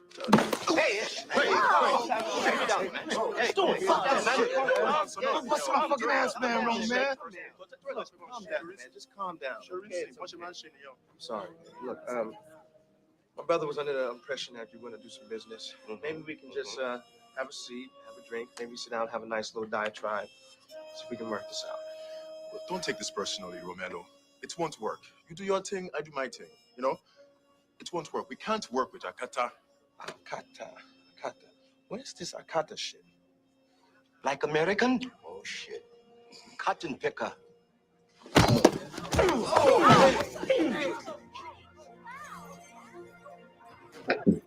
And that is the Akata scene. So when when this whole FBA bullshit was kicking off and Akata is like that, and I was looking at Sugar Hill one day. I was like, I haven't seen Sugar Hill in a minute, yo. Like, blah, blah, blah. And I saw it. I was like, yo, that Sugar Hill came out 93. Yeah, so I don't know what that was. That went over my head. I'm like, I don't know what that is. So since you're going through all the cosplay, I didn't mean to cut you off. Go ahead. Yeah. So what I did, I was like, let me look into something to see what's going on. Right. So I'll look at the cast. So this is the cast of Sugar Hill, right? So you're going through it. So I was like, let me see the guys right here. It's Romello. You got Nigerian Lord Michael fucking Banks, Nigerian 2, Alex Brown. These aren't Nigerians. These aren't continental Africans. These are Black Americans. Yep. So I'm like, wow, what? wow. So I'm like, wait, is it like so? What I think, okay, at best, maybe they're first generational Americans. Maybe they have one Nigerian parent and one. I don't know. That's my. I'm just assuming, but why would they put that? Like, this is someone's personal. I think it is a Black American's personal beef that's playing out in Hollywood. That's trying to like sow dissension that's already in a lot of us. Again, it doesn't matter if you're a Black American. It doesn't matter if you're a Caribbean, right? Because I used to think like that. You know what I'm saying? And I would act the same way, like National Geographic, fucking African booty scratches, all that shit. You know what I'm saying? So when I looked at this, I was like, yo, you know, if you know better, you do better. So I was like, this is bullshit. Right. So go ahead, Nas. What you have to say that? Because Well, again, I don't know where you're going to with your show, but I know you're talking about cosplaying and you're bringing some up. Yeah, well, this is Black Americans cosplaying as Nigerians. Well, did you bring up one of the more famous ones in Living Color? Oh, okay. Whoa. That could be a lot of people. So, so where you going with Living Color stuff? They play a lot of people. No, I mean you remember I got like 8 jobs. Oh yes, I did that. So it's called Amon. Yeah, it's called Amon. Yeah, on one of my videos that I did a video about Amon and stuff like that. Yeah, a full Black American comedic family, cosplaying and basically stereotyping. You know, because people, we do work, but it's a stereotype. All right. And if we did anything like that today, you'd see them, all up in arms. I mean, it's crazy. I mean, just, I don't know if you watched the Oscars, but obviously this year, a lot of Black representation, right? A lot. So they shouldn't be complaining about that. But one of the Oscars, Best Actor for the movie about Bayard Rustin. All right. A gay man who Black Americans always used to go after, but now they're upset because guess what? A non, ADOS, FBA, whatever the fuck it is playing Bayard. So now they're up in arms. I'm like, wait a minute, y'all, you guys didn't want to put any sort of you didn't want to put any biopic about him. You always put him down, and now all of a sudden he's your writer. So yeah, it's just insanity with this thing, man. It's again, it's a bunch of low-level intelligence segment of Black Americans that jump on this bandwagon, right? Yep. Because it's like if we don't like Clarence, let's say Clarence Thomas dropped dead. I don't like wishing death on anybody. Let's say Clarence Thomas is dead. No one likes Clarence Thomas, and then they get some African to play Clarence Thomas. How dare they play Clarence Thomas? Like, are you serious? Dude, this has become so ridiculous. I'm gonna make a quick prediction, if I may, on this channel. Speaking of cosplay, and I guess as you know, now the big thing is we created country music. All right, the country music we kind of did. Well, Black American. It's so the banjo's an African instrument. Oh, I understand that, but here's the thing, though: the country music that is country music now, we do not listen to, bro. No, the country music, you can't name 10 country songs you listened to over the past 10 years that were done by Black people. You just haven't. You haven't been paying attention. The audience is totally different. And what's laughable about this, all the Black award shows you have had, you never recognized it. But I guess Beyonce, after her husband begging, white people for a freaking Grammy, she wants to obviously get a CMA award. So now that's the big thing. And I'm like, okay, yeah, we did, have something to do with country music, but is this going to bring you closer to reparations? So what's going to happen? They're going to make this into some internet thing Tariq and she's gonna be like, "Oh, I got to make another bullshit documentary. Give me about $100,000." I'm telling you right now, this is going to happen. I'm watching it now. I've seen some of these idiot YouTubers like, yeah, we got to talk about our contribution to country music. Dude, do you want to sit around those people at the CMA Awards? All right. Like, you They really? don't want to. They gatekeep their shit. And unlike us, like we can let, again, Dr. Clark says the good thing about Africans is also our downfall, and that's our humanity, right? Yes. We see you, okay, you white, you looking kind of crazy right now, but you're a man like me, right? Yeah. White people don't see us that way. So when we see someone coming, you know what I'm saying, with love and interest in something that we have, we embrace them, right? We don't really gatekeep our shit, right? That's why I told my wife this other day, the easiest club to be into is black. Yeah. All you gotta do is rap, dance, talk street, you know what I'm saying? Have a black woman like that. Oh, you black now, you invited to the barbecue. Hey, Kofi. Yeah. I just want to say something real quick. Okay, we have to also keep in mind too, also that, okay, now Hollywood, for example. Now you may have a black director who come along, some of these brothers come along with an idea, they want to do a movie, but they got to run that stuff by them people too to know to show them in their theaters. And I'm thinking, I think that we can't rule out the fact that this white hand behind the scene also say, hey, well, look at do it like this. That's true. That's a cause division That's a too. fact. That's a fact. I mean, look at a whole bunch of movies. That's the reason why, like that Harriet movie, how somebody interjected that agenda in that movie. You know what I'm saying? Yeah. Well, this interjected this agenda in this movie, like Sugar Hill, and make it the Africans versus the African Americans. Absolutely. Absolutely. We can't. Don't get me wrong. It'll be our fault for going along with the bullshit. But Yes, I'm saying, you gotta remember. Because Dr. Bobby Wright used to always say, from commercials to everything, all these subliminal messages, this is all a plan. It's all part of minimum. Yes, sir. Yes, sir. I want to continue on that because just briefly, if you watch that Sugar Hill scene, right? You have to ask yourself first and foremost, who was that movie made for? That movie was made for largely an African American audience or a black audience, but a largely African American audience would watch that movie. Why? Because the point man in that movie was Wesley Snipes. At the time, he was a very popular actor, right? But within that movie itself, watch the scene. The scene was Wesley Snipes saying that, oh, we could mess with the Nigerians to get from under who the guys we was with. Who was the guys they was with? A bunch of Italians and the other people. And he said, well, let's try to get together with our brothers from the continent. So now within the scene, with four American artists, they said, well, Akata, I learned was not even a Nigerian word. I don't even, first of all, which part of Nigeria are they from?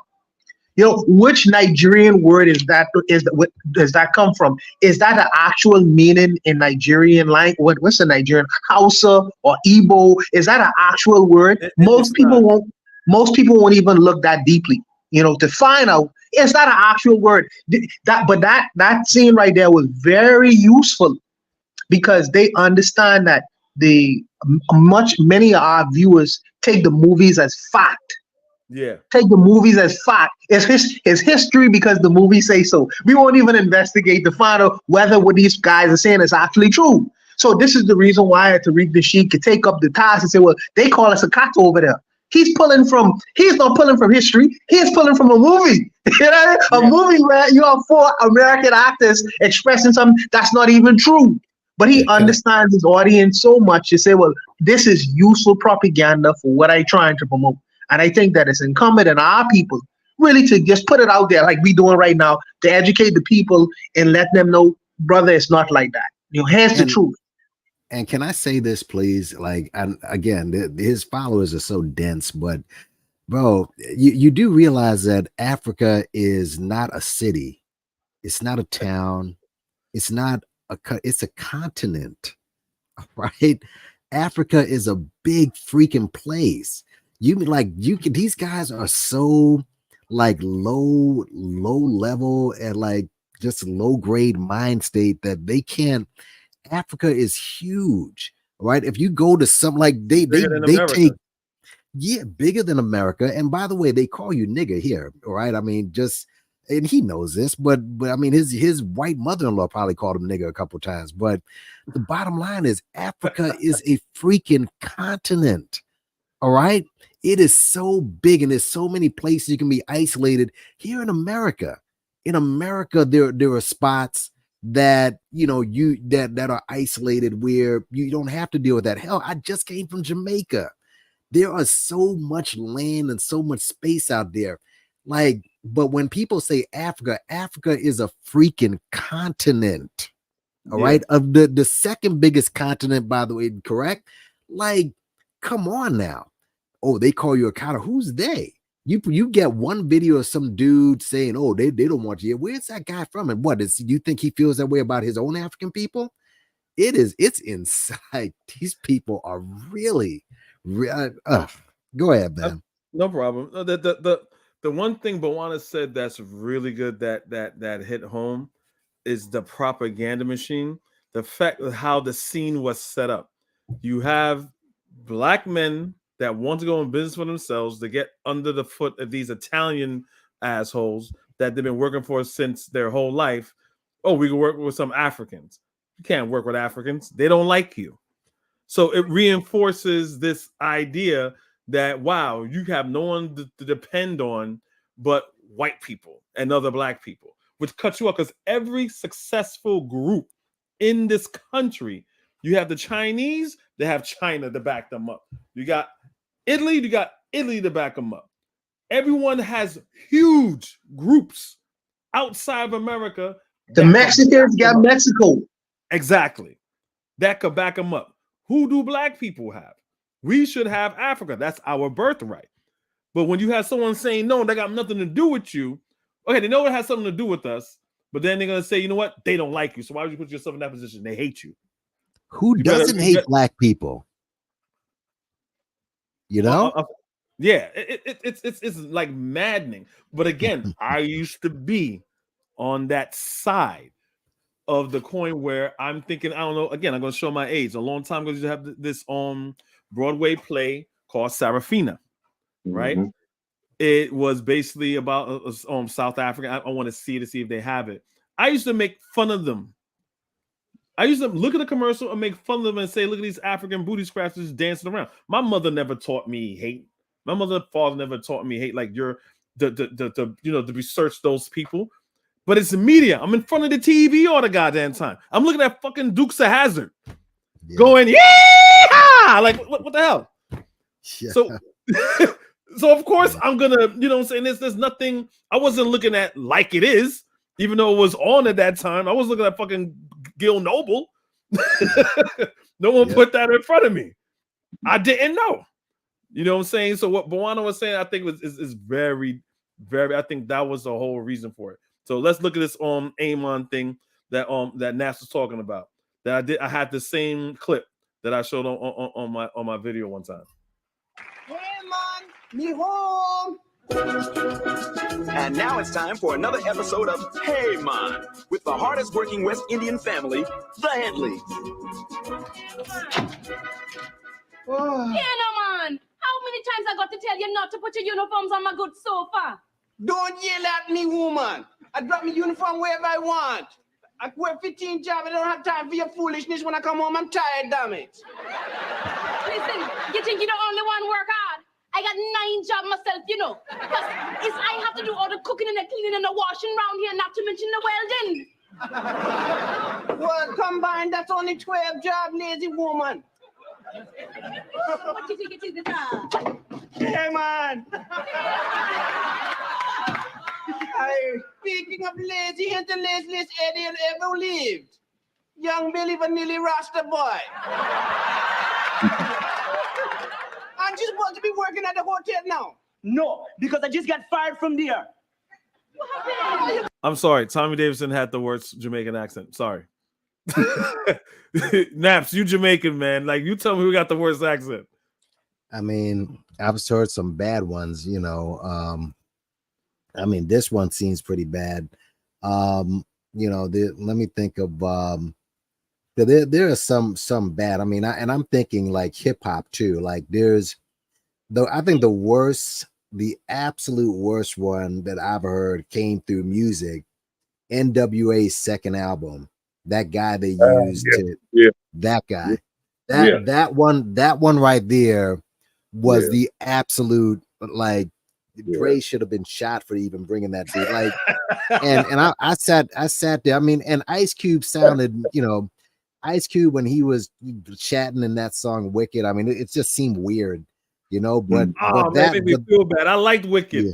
But that guy, he did sound like his name was like Zanzibar. He said, "My name is Zanzibar, and Ice Cube, we run the town." Yeah, that was horrible. It was awful, bro. That was probably the worst one I've ever heard. No, it was bad. You got fired. I don't carry no Yankee man's bag. Plus, me have 4 perfectly good jobs. So he called them people Yankee, right? So my brother-in-law is American, smart guy, whatever. He thought, he's like, yo, one thing, because we all family, because it's my brother-in-law's brother. We all family, so we could talk to each other like that. He's like, yo, man, I don't like it when you Guyanese and Caribbean people call us Yankees. That's offensive. I'm like, that's not offensive. That's not offensive. It's offensive. It just means northerner. Yeah. That's all that it means. Matter of fact, if you were to go to South Carolina or North Carolina, what they used to call the people past the Mason-Dixon line? Yankees. What's the New York's baseball team name? Yankees. Yeah. All right. And he was like, how you could get offended by the word Yankee and not get offended by the word nigga? Because I mean, would you rather be called nigga? Would you rather, I don't know. Yo, that's a whole other show, bro. Like, hey, Kobe, during the Spanish-American War, the war in Cuba, the local black Cubans, Afro-Cubans, called the black soldiers from America, they called them the Smoke Yankees. Oh, they did? Yeah, they called them the Smoke Yankees.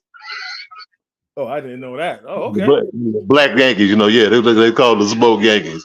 So, I mean, like you said, it simply meant people from the North. I think what happened is that someone probably said it in malice. So see how Tommy Davidson was like, "Me not want to carry no," well, he didn't say it like that. "Me not want to carry no Yankee man bag," or whatever, right? But he probably said it like, "Oh, what do you mean? That's not me. You call me out my name." So I think he thought it was something derogatory in a ways. So I think that's why he thought it was something. But again, my brother-in-law, he's intelligent. He reads whatever and stuff like that. So, but I think he got caught up in his feelings, and I think when you have some people who may not know that are Black American, they don't have, I have education on my side. So even if this person is saying this, I know this person is taking it the wrong way. You have that education to filter out the bullshit, like you, Anthony. So if someone comes to you like that, you're like, bro, you got it wrong. Even though they may come at you crazy like that, they may not know what they're talking about. But at the same time, it's not derogatory, because white people we call all Northerners Yankees, either Northerners or Yankees. So yeah. But Kofi, you know what, brother? I'm not offended by this hate man trope, because this will really only saying that Caribbean people are hardworking. I mean, he could take things like you, because the Caribbean people I know are very hard friggin' working. So it's like they're really telling the truth. They're really telling the truth. And also let me say this too. To have a bunch of jobs, that means you have a bunch of skills, right? Because you can't have a bunch of jobs if you don't have a bunch of skills. So really and truly, if you really look at this, I'm not so offended by it. I mean, they do it in a like a comical way, but I ain't too offended by this trope. I'm not offended by it.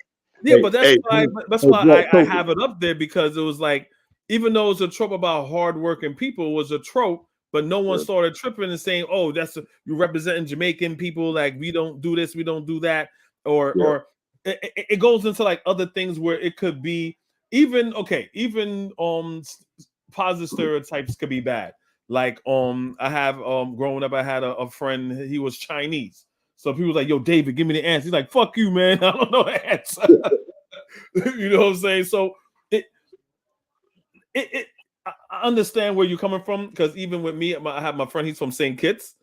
Me like, yo, Shem, let's go party. Yeah, I gotta go to work. Me like, yo, you Katishan or Jamaican? So this came up in the 90s. So every time you had more than one job, we always called you Jamaican. Even the Americans did that. They're like, "No, I got one job. I ain't Jamaican, nigga." Yeah. Hey, I was just for you and Buana. Well, the other brother too, man. He Caribbean brother too, right? Okay. Yeah. I remember this. Okay, this episode. I remember now. You know they got that from a British sitcom. Really, you remember in Britain they had this show called Desmond. Oh yeah, I remember Desmond. Yeah. That's different from Oliver, right? Desmond and Oliver is different. Desmond and Oliver, both of them British shows.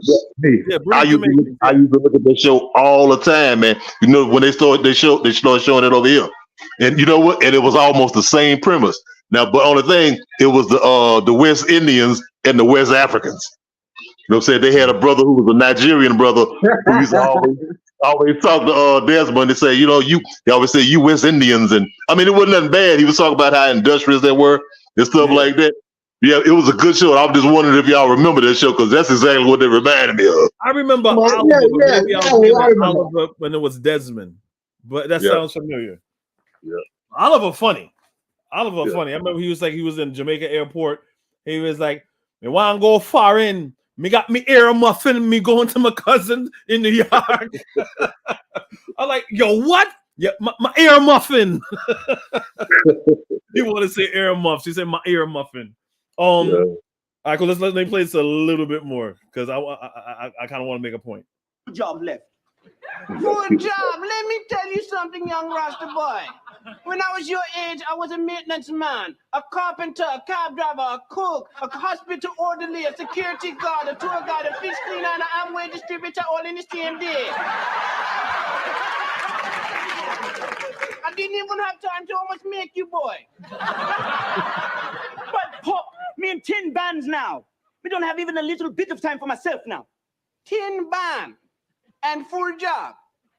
That's 14 things. That's not as bad as I thought, boy. Come here, you chip off the old banana boat. Me proud of you, boy.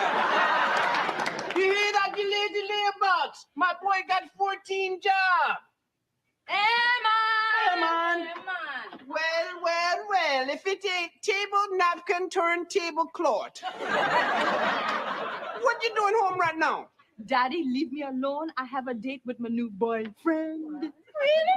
No. Tell us about this new That's a bad Jamaican accent too. I'm sorry.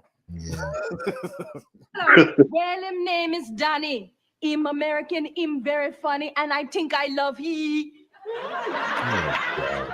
And what else? What do Daddy want to hear? So she said, so that's Kim from Living Singles. She likes an American man. Kim was fine back in the day too, by the way. Oh yeah, I even like her Living Singles. It doesn't even matter.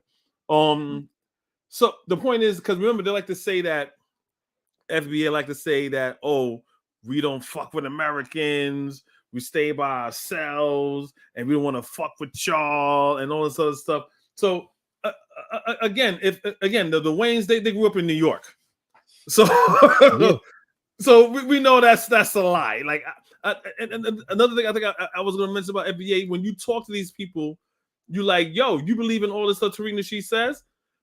Well, not really. Well, because my girl, she's Haitian. So why the fuck? So why are you on this FBA bullshit? Oh, my boy is Jamaican. So you know what you're saying is a lie. If I could pull stuff on Twitter, and I'm like, yo, what? Again, it's an online thing. They don't even believe it. They just doing it. I don't know for what, for attention. I don't know.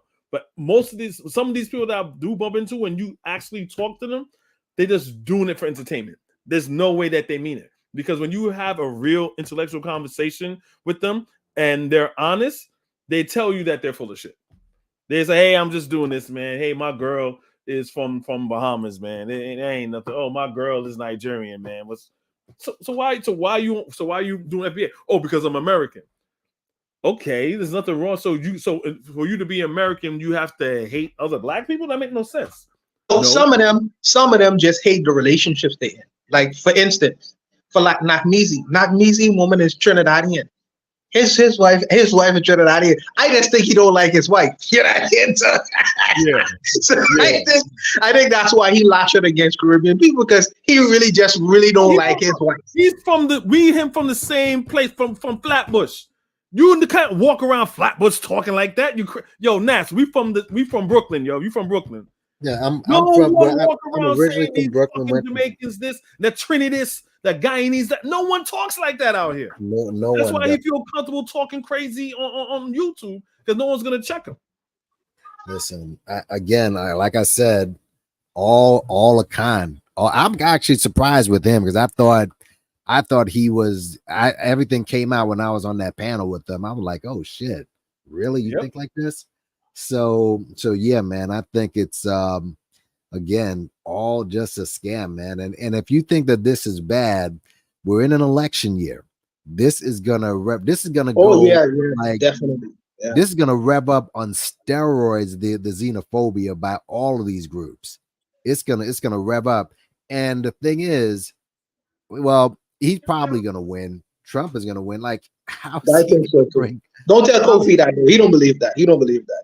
No, well, I mean, I don't do belief, brother. Facts is facts, no matter if I like it or not. I mean, they say, well, I didn't check the recent polling, but I know for a while they said if the election was to be done right now and Donald Trump was in the running, Donald Trump would win. So what Naps is saying is absolutely right. But since all these guilty verdicts and them working with Russia, with all the with the whole Joe Biden thing, and if it was out that they're working with Russia and China, maybe you may have some. Again, the MAGA people are gonna stay MAGA people because it's a cult. You cannot rationalize someone with a cult.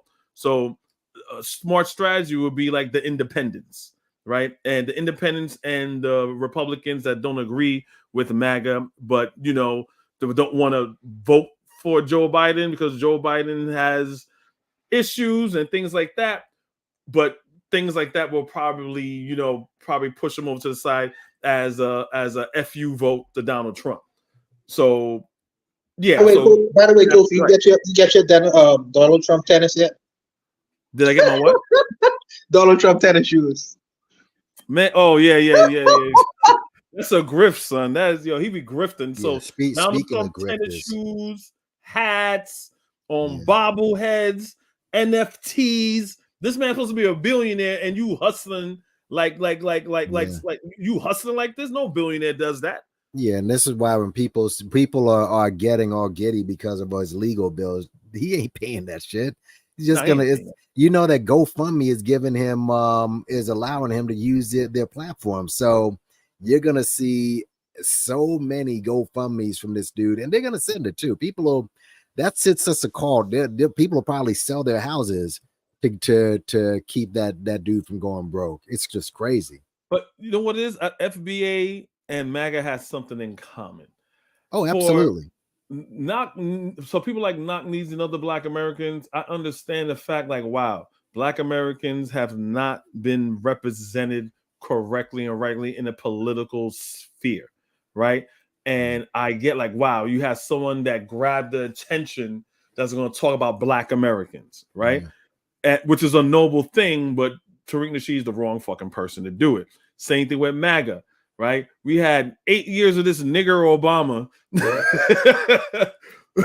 and they felt, Middle America, Southern America, they felt like, they're outcasts. Now we have the total opposite of Obama, which is Trump. So they feel like we gotta do what we got to do. We can't get, someone else said. So to me, I find those are the similarities between these two groups. They're marginalized groups. Yeah, go ahead. But Kofi, and I want Kofi and Anthony to answer this, and the other brother, because I am confused about something. Because you say that they feel African Americans felt like they didn't have their issues addressed, right? But Obama was voted for up to 95% of the Black voting public at one time. If they felt like they wasn't addressing if they felt like he, as a Black person, wasn't addressing their needs, why vote for him again at 95%? Hope. Same shit he ran on the first time. Hope. Hope. Like, what was the alternative? There was another black person. There was another candidate that was pretty much saying, well, okay, he didn't do shit for you the first term. I'm gonna do shit for black people first term. Black people wasn't trying to hear that. They weren't trying to hear that. And what I was kept hearing, I was like, he didn't do shit. He did the opposite. He insulted us. First Father's Day, when he was president, he was saying black men need to take care of your fucking kids. That was before he was president. That was before? That was before. That was when he was, this was after he threw Reverend Wright to the side and distanced himself from him. And he was doing this before he became president. All he right. did a lot of shit that was like messed up. So I'm like, what the heck? So Naps is right. So things like that when he was doing, I was like, nah, fuck him. But then you have people saying, oh no, you gotta understand, it's his first term. Black people now. This is his first term. He can't do what he want to do. You know, he has to think about re-election. So he got to play that game. You need to vote for him. Vote for him second time. What happened? Still didn't do shit. Worse. Then they started saying, yo, when he gets out of office, he's going to have more power, which made no sense. No, this is, I'm quoting you. They said this. Wait, when he gets out of office, he's going to have even more power. I'm like, what? Yeah, man. And let's just keep it a doing buck. Master classes, him and his wife, and getting paid more money. Let's keep it a buck. This guy is not a strong booster if you're a Democrat. I mean, basically, he's not going to get you elected. He's not. I mean, like Bill Clinton, he would, if you brought him to help boost you back, especially at his height, then you were probably going to get elected. Yeah, this dude is like Obama's just an empty suit. He's nothing. And if he's endorsing Biden, it's not like he's not endorsing Biden. He's endorsing Biden. Yeah, and where's people Biden still now? saying fuck no. And where's Biden? Biden is a mess, man. Yeah, he is an absolute mess. He's senile. I don't know why the American public don't see that brother is senile. He's too old, man. Him and Trump is old. Him and Trump be thought that Nikki Haley was Nancy Pelosi. He thought that he confused the person of Turkey was the Trump has significant. Both of them has significant gaps. The only thing that Trump now, if you just say who looks that's declining more, definitely Biden, right? Trump is more virile. I'm not gonna take that away from him. Trump is more virile, more livelier than Joe Biden. They're like, what, they're 3 years apart. So we're not talking like a 10-year, 15-year gap. They're like 3 years apart, right? But to me, it's again, so when we're in the black space here, so when we say who's the best person for like black people, none of them. None of them. They're like like Joe Biden is a better president. When I say president, as far as the job of what a president is supposed to do, is a better president than Donald Trump, right? Yeah. As far as when it comes to black issues, both of them are on equal footing. So when Brandon says Trump is the best person, then I'm like how, motherfucker? Like how? He can't, and he'll name all these things that never happen, or half measures, or well wishing. Well, Trump promised the platinum plan. Nigga, I will promise you anything if I'm caught for criminality and all these other things. You didn't do shit for 4 years. So like the black MAGA, like him, will say, well, at least he offered something. You're a fucking fool. Joe Biden can say, you know what? Fuck the platinum plan. What did Trump promise you? $2 billion? I'm gonna give y'all niggas $10 billion. I still wouldn't vote for Joe Biden. It's still alive. Just like how Trump didn't do nothing for black people for 4 years directly. If Joe Biden was campaigning right now, okay, I'm gonna do something like even Kamala Harris said during her acceptance speech, due to redlining and all these things, they talk that good shit when they get in office, when they just get in office, due to redlining, all these things that disparage black people, we're gonna give cheaper home loans for black people. Because black people need to own more homes, and we were cast out of getting more homes. They ain't do none of that shit. They could come right now and say, "Oh, I'm going to do that for black people," and I say you're a fucking liar, and I'm not voting for you. That's by the way, a Democrat and a MAGA.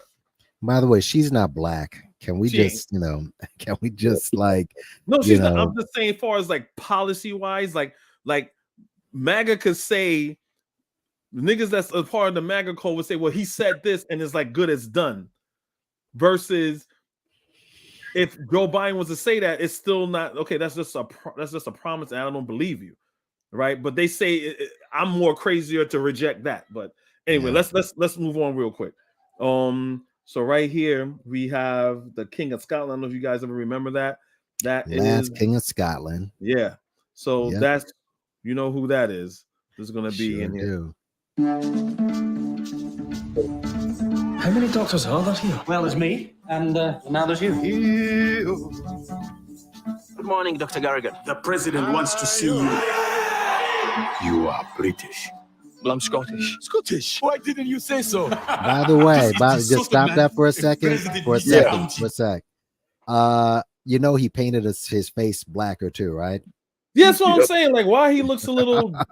It looks kind of funny. He actually painted his face blacker. Because Idi Amin is a little is dark skin. He is. Forrest Whitaker is brown. But you talk about a black man doing blackface. That was always weird to me. He did a good job. I didn't know that. He really did blackface. He actually did. That's what he painted his face to make himself blacker. He did do that. You got the shoe polish and everything. That's a white man's idea. I don't want to think Forrest Whitaker came in there saying, I need to be black. Yeah, I don't know. I mean, because maybe he wanted to actually live the part, but he actually painted his face even blacker. But go on. Wow. I did not know that. Hey, the best portrayal of Idi Amin ever seen was what's the brother? He died a few years ago. Yaphet Kotto. He did a great portrayal of him. Oh yeah. Yeah. There was another version. Yeah. Of that one. I never saw that one. You want me to be your physician? What do you mean is to have some fun? Isn't that Olivia Pope? It sure is. Isn't that the New Age Bedouins, Olivia Pope with the white man? Sure is. Dr. Garrigan, it's 4 a.m. Let's take him. All right, that's cool. I just want to hear. I just wanted for you guys to see that one and hear Forrest Whitaker talk. Again, there was no craziness, no outrage. You know what I'm saying? I don't know any Africans saying like, what the hell? That is not right. These are kata doing it again. There was none of that. You know what I'm saying? It's all like, okay, that's good. Americans, that's good. They recognize Idi Amin, whatever. I'm just trying to give like a laundry list of to why they have the nerve to get mad at, Martin Luther King, that actor. Oh, he ain't no foundational black American. This is disrespectful. This is the white man. And Africans love white people. They don't know what racism is and all types of dumb shit. Yep. Yeah. One of the things I couldn't stand in that movie is when that black lady, I can't Carrie something. When she Carrie Hilton or something, I forgot her name. Yeah, she had a sex scene with the doctor, the white doctor. That never actually happened in real life, by the way. But and looking at that shit, I'm like, well, why would they put that on? Hey, Hollywood wicked, man. Hollywood is that's a wicked organization, man. But it's all good though. His accent was it wasn't that bad. I wouldn't. Maybe the Ugandans might be upset about it, but I don't think, because Forrest Whitaker is a good actor. Yeah, he's a good actor. I don't think it was that, but I don't think it was that horrible. That shoe polish thing, that's crazy. I didn't know he did that. That's crazy. Because it's like I'm thinking about it. I'm like, nah. And then Naps is gonna go on some like, yo, he did blackface. I'm like, because like he looked weird. It don't look like a natural tan. It looked like something else. No, man. Hey, remember they tried to do that same thing in that Nina Simone movie with the sister from the Dominican Republic. What's her name? I know who you're talking about. Yeah, I can't remember her name. I know who you're talking about though. Yeah. Zoe Saldana. Yeah, Zoe Saldana. Yes, that's that lady. Yes. Yeah. Is it not so? I don't know why I'm getting this commercial. So already again with this. In one of our first. Oh, give me a fucking break here. I like Ryan Reynolds, but damn. Oh, right. I already played. That's my bad, y'all. So this is like Coming to America. Everybody playing Africa. Once upon a time, Everybody's playing in a Africa. faraway kingdom lived a handsome prince. He was attended by devoted servants. Do you think perhaps just once I might use the bathroom by myself? What's the music, sir? Dude wasn't even trying to sound African. And Eddie Murphy did, I don't know, that's supposed to be a South African accent. I don't know, because it sounds very Anglo, because South African accent sounds kind of Anglo. You know, it was bad. But again, it was, you know, it's fun. You paying numbers. No Africans were tripping. And engaged by royal decree. Why? Why can't I find my own wife? We've gone to a great deal of trouble to select for you a very fine wife. I want a woman that's going to arouse me as well as my loins. Where will you find such a woman? In America. So he traveled across the sea to the land of opportunity, which is where the fairy tale ends and our story begins. Behold, Simi, life, real life, a thing that we have been in. Yo, as a person from Queens, this is somewhere else in Queens. I lived in Queens. Queens don't look like this. I just want to say that for all my people that live in Queens Village and Hempstead and St. Albans and all that. It's probably Williamsburg or someplace like that. I'm guessing, you know. Nah, it probably might be like Regal Park or like somewhere off of Queens Boulevard. Yeah, Queens Boulevard. Because McDowell's, if y'all know. No, you know where this is? You know what this is, I think? This is probably Flushing. Yeah. This is probably Flushing. That area. Yeah, Yep. Flushing, New Hyde Park, Corona. Not New Hyde Park, Corona, all them places. Nah, I think this is Flushing. When you look at those buildings back there, because Flushing has like, you know, like a building where there's like hood. I think this is probably Flushing. That's like from where Nori's from, like left rack, yeah. Yeah. But I think this is Flushing though. Yeah, it could be. Hey, let me say this before you press on Kofi. Every continental African in America need to pay homage to Eddie Murphy for this movie. Because after this movie, every African was claiming to be some prince from Africa. With all manner of scams. They run so much. Oh man, my continental brothers run so much scams because of this movie. Oh man, everybody was a Nigerian prince, king, and it's like, yeah, you from you. Yeah, I never thought of it like that. That is true. So we need to also keep in mind that two white men made both of those movies, number one and number two. They were written, they were made by white folks. Is that right? I thought both of them had some creativity with it. Yeah, both of them, and two Jewish guys. I mean, the first one and the second one. Wow. So Murphy didn't write this movie? No. Jewish. It was a white man did both of those movies. Oh, that's crazy. That's crazy. I thought Eddie Murphy had some creative, like he was like one of the executive directors or something like that. Well, they always have a straw boss on the plantation too. You know what I'm saying? A black straw boss. You know? Yeah. You get your little input, keep everybody in line on the movie. Yeah. But it looked like that's not his movie. Did it himself because Arsenio Hall was playing so many different parts. Eddie Murphy was playing the part. It looked like they had free range to do what they wanted to do. You know what I'm saying? So I'm thinking they had some part of putting it together. I did not know that. Yeah. That so Anthony kind of spoiled it. So coming to America 1 and 2. We did that. I mean, you got to look at it, man. Look at they was funny movies. Those guys were funny funny actors and everything. But see, when I look at movies, I don't look for the entertainment value. I look at it for the subliminal messaging behind it. Really, it was trying to make Africans look crazy. I mean, continental people Africans look crazy. It was really an insult to me. Yeah. I mean, especially you go to the part. Remember where the brother had jumped out the plane?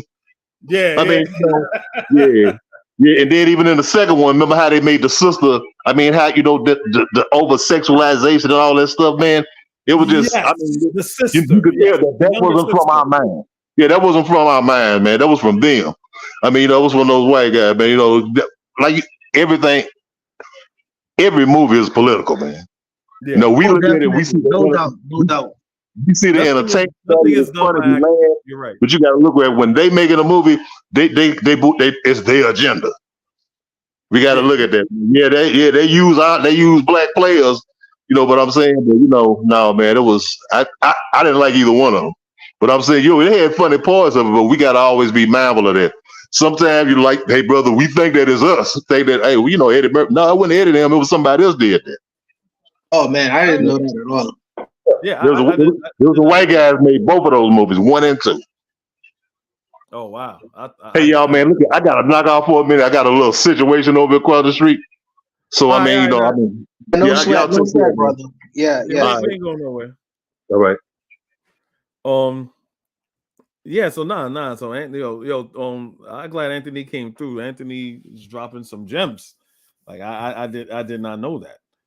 I did not know that. So okay, so we did Come Into America. So 1 and 2. I mean, like I said, my main objective for here, remember the title of this, FBA Cultural Theft, Cosplaying as Africans and Caribbeans, right? So, you know, if we really hated Black Americans and stuff like that, why are we, you know what I'm saying? It just, the whole thing just doesn't make any sense. But y'all cosplaying, playing us.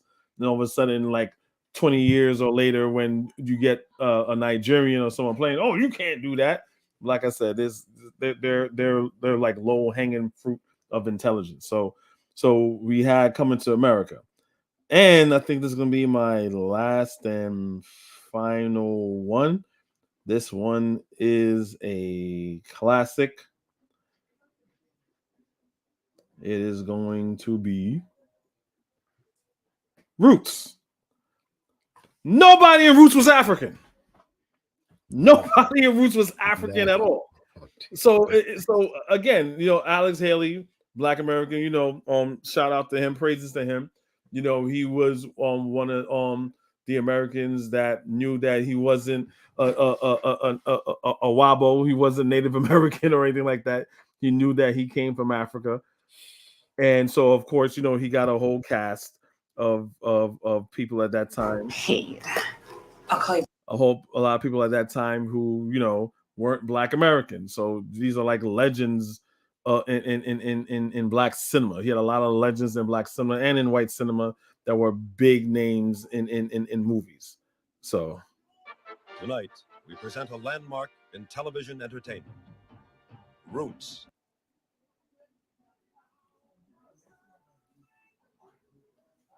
Come on, don't do that to me. I'm gonna have it catch up. So hold on, let me see. Let me do something. True story Alex Haley uncovered in his 12-year search across the 7 generations of his ancestry. After 2 years of production, we present this incredible saga in an epic motion picture. Roots, the current #1 best-selling novel, is the television event of the year. From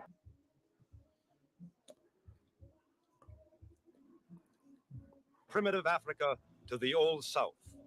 So you hear when they said that, from the primitive Africa. This is how they're promoting this movie, from from primitive Africa to the South. Like that just rubbed me the wrong way. Yeah. Roots sweeps across the panorama of a young America, bursting with all the dreams, all the joys, and all the hardships of a vibrant country and its people through the years of slavery. The Civil War. Are we gonna work them Yankees? Reconstruction. And the struggle to survive. We want you, nigga. A film spanning more than 100 years, generation to generation, continent to continent, slavery to freedom. Hear me, O African. The flesh of your flesh has come to freedom. We are free. Roots, starring Ben Vereen, Edward Asner, Lorne Greene, Cicely Tyson, O.J. Simpson, Lyndon. You should have killed some white women then. all black Americans, all of All them. black Like Americans. go through that list, the credits again.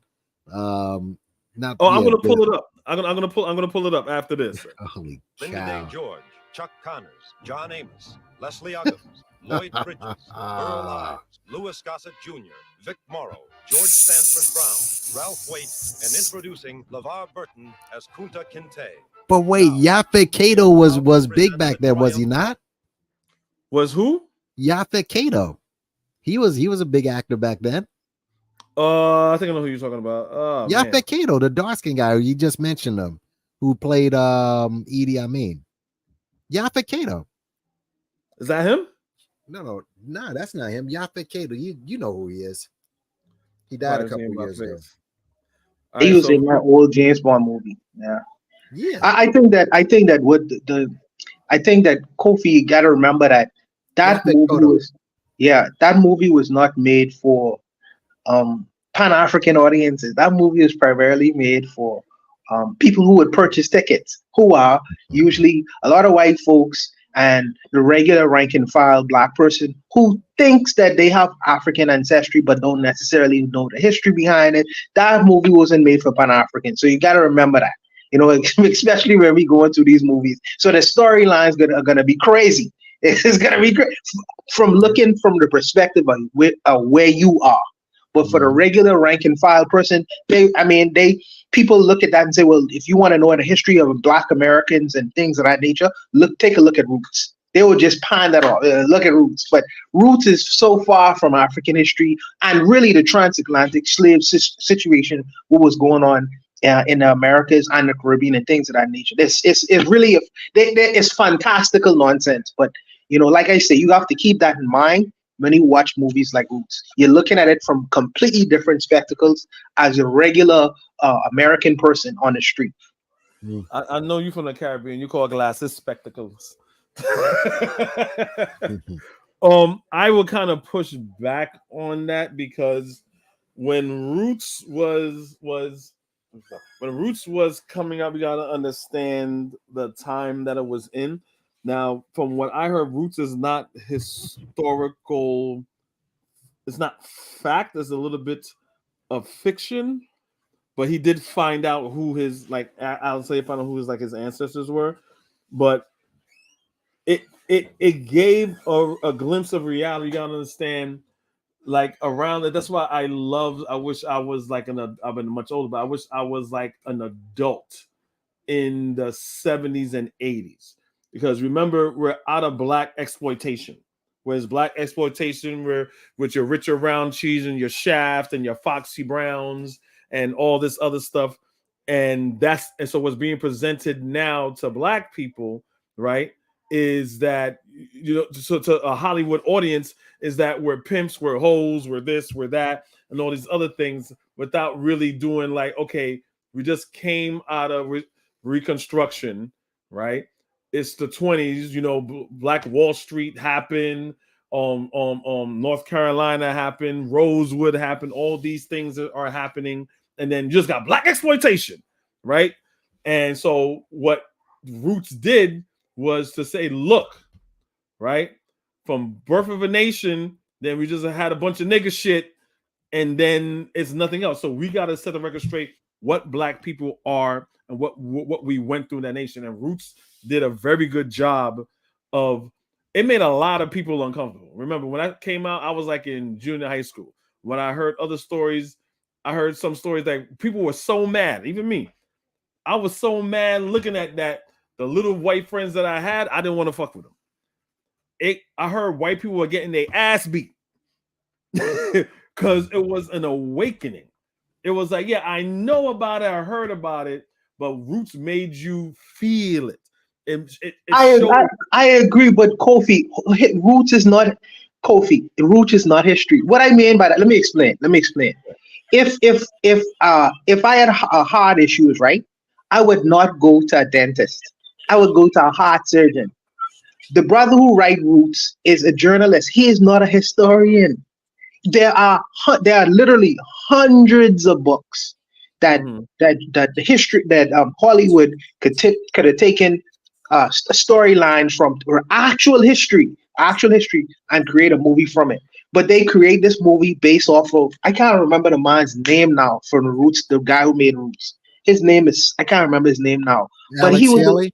Alex Haley. Alex Haley is a journalist. He is not a historian. That's like I say. That's like going to a dentist if I need heart surgery. You know, he's creating stories. That's his job, to create storyline. Well, Maybe it pull at the he heart said in of. the beginning, but it said in the beginning that he said he went back 7 generations to his family tree. So maybe the stories of how of everything played out from like Kuta Kinte's life to Ben Vereen, which is his son or whatever. Maybe that's fictional, but he knew where he came from. So I get what you're saying. He's not a historian. He's just a person that wrote a book, and the book was so popular it turned into a movie. Sure. Look, it was problematic. When white people feel uncomfortable, you're doing the right fucking thing. And that's what was happening back in those days. My black, I'm pretty sure she was Black American English teacher showed, I mean, it's mostly black people in that school where I was in Queens, showed that to us, right? And she did not care, right? And that was very transformative. So I see what you're saying. Alex Haley is not a historian, but it woke a lot of people up. Put it like this. Everyone has their time and place for everything. Like the Nation of Islam. The Nation of Islam during that point in time was needed and was beneficial at that time, right? After Malcolm X died, I really don't give a fuck after that, really. They did some good work and things like that, but they had their time and their place in the moment of the sun. The Nation of Islam's been around for over 50 years. And what have they done? It's not like they don't have Farrakhan doesn't have any money. Doesn't mean that Farrakhan doesn't have any clout. He ran his course. It's all over. If you want to be a part of the Nation of Islam, you gotta be a Muslim and do all this. But he'll talk about some black shit. You got to be a Scientologist now. And, I know, right? And the nation right now, they're in outer space. At this stage, so they've completely gone left. Like for decades now. I mean, they're like, they had their time. And put like this, like, look, I don't think one person is the end all be all, but when it comes put like this, if you say who will be one of the generals for America and American politics and telling the truth, Farrakhan will be one of those people. On the world stage, Farrakhan will have to sit the fuck down, because when it comes to them Arabs, it ain't no different. That's like me getting on Clefo Dollar or TD Jakes to talk shit about white people. He's not, because most of the people are Christian, right? So you're not gonna talk bad about Mazza. Same thing with Farrakhan. He got no smoke for Arabs and shit like that. I don't know. Look, you guys, let me know when all this shit is going on in Africa and in Darfur and all those other places. Is Farrakhan saying, "Hey, why are you Arabs singling out the black Africans?" No, he's absolutely not doing that. No, he's not doing that. You know what I'm saying? So everyone had their time. Everyone has a particular situation for when. So when it comes to Alex Haley and that, he had his time, and it was very helpful to a lot of people. It woke a lot of people up, because besides Roots, what other monumental, unless again, not everyone's watching Gil Noble like it is back then, right? This is something, if you want it or not, because the station back here back then and it was like Channel 13. This is coming on, I think it came on like ABC or something. That's prime time network at prime time hours. You're gonna have to look at it or not. If you don't look at it, people are talking about it. So it forced the conversation. I'll say this, and like I say, I have no axe to grind with Alex Haley. He was a brilliant man in what he did, and like you say, you watched Roots and you was inspired by that movie and things of that nature. But during the same time, you had the Dr. Benz of the world who was teaching in large audiences. You had the Ben Buchanan, who was teaching and running a wreck of the academic institutions inside America, really turning the world up on his head and telling the world that Africa, Egypt is a part of Africa. You know, they was running a wreck at the same time of the Alex Haley movies. But for the mass public, like what you suggesting right now, they did not necessarily know. And if these movies, these series of movies inspired the mass public, I mean, I have no axe to grind with the brother, man. I mean, good for him. Good for him. Yeah. I mean, you're absolutely right. So, I mean, when I discovered, that's why I said I wish I grew up in the 70s and the 80s, or at least as a teenager, because I found out about these people in my early 20s. So your Dr. Benz, your Dr. Clarks, your Arthur Schoenbergs, your Dr. Ailsa Hilliard, Muata Ashby, Dr. Barashango. You know, I didn't know about any of these people back then in their heyday.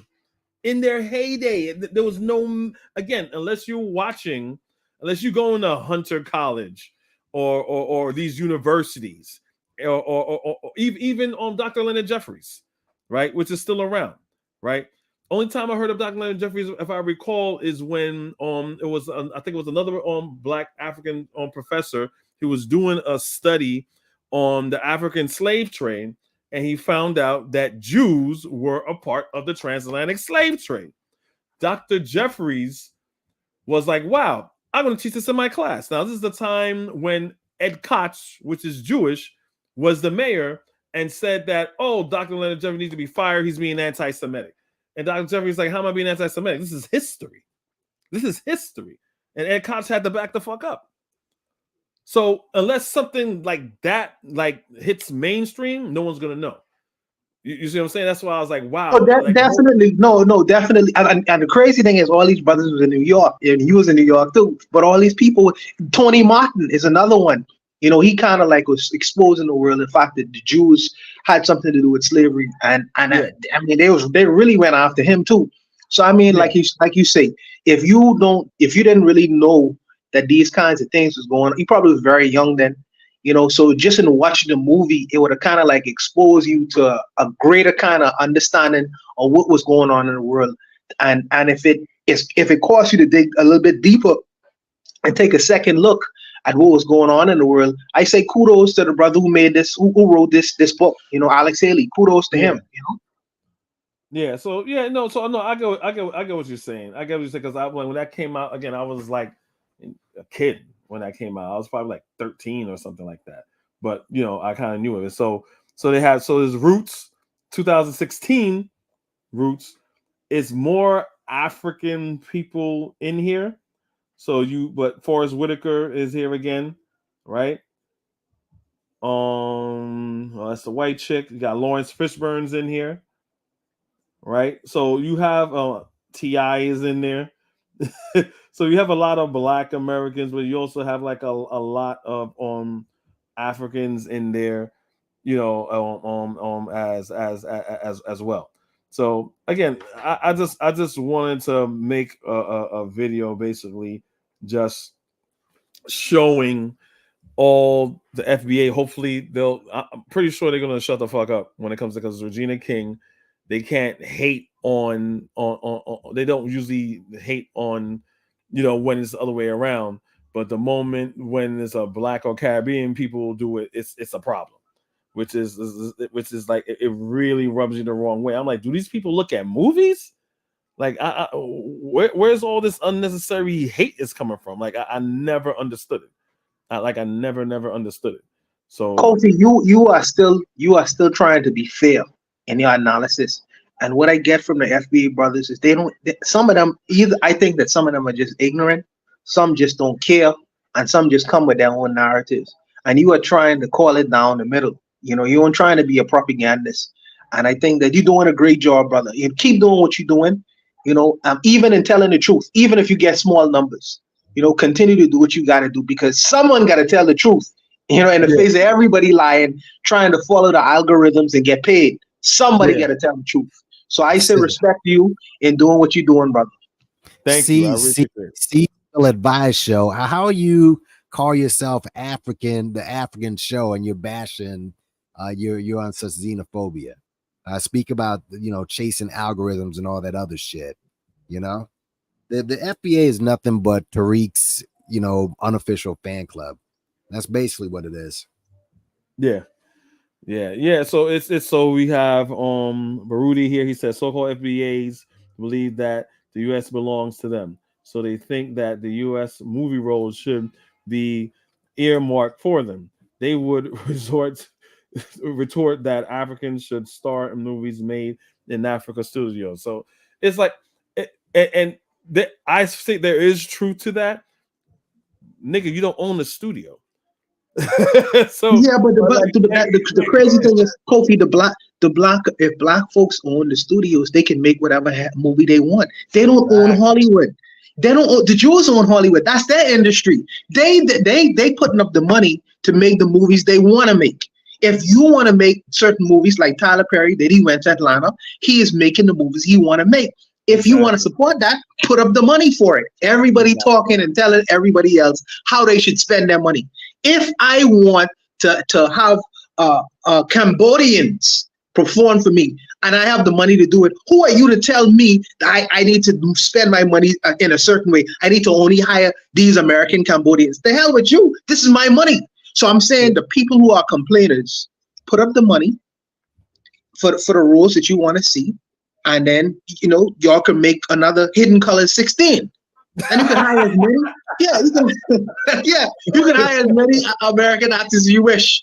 But if you aren't putting up the money, you can't tell other people what to do with their money. Yeah. And it's a free, it's a free market. You know what I'm saying? It's a free market.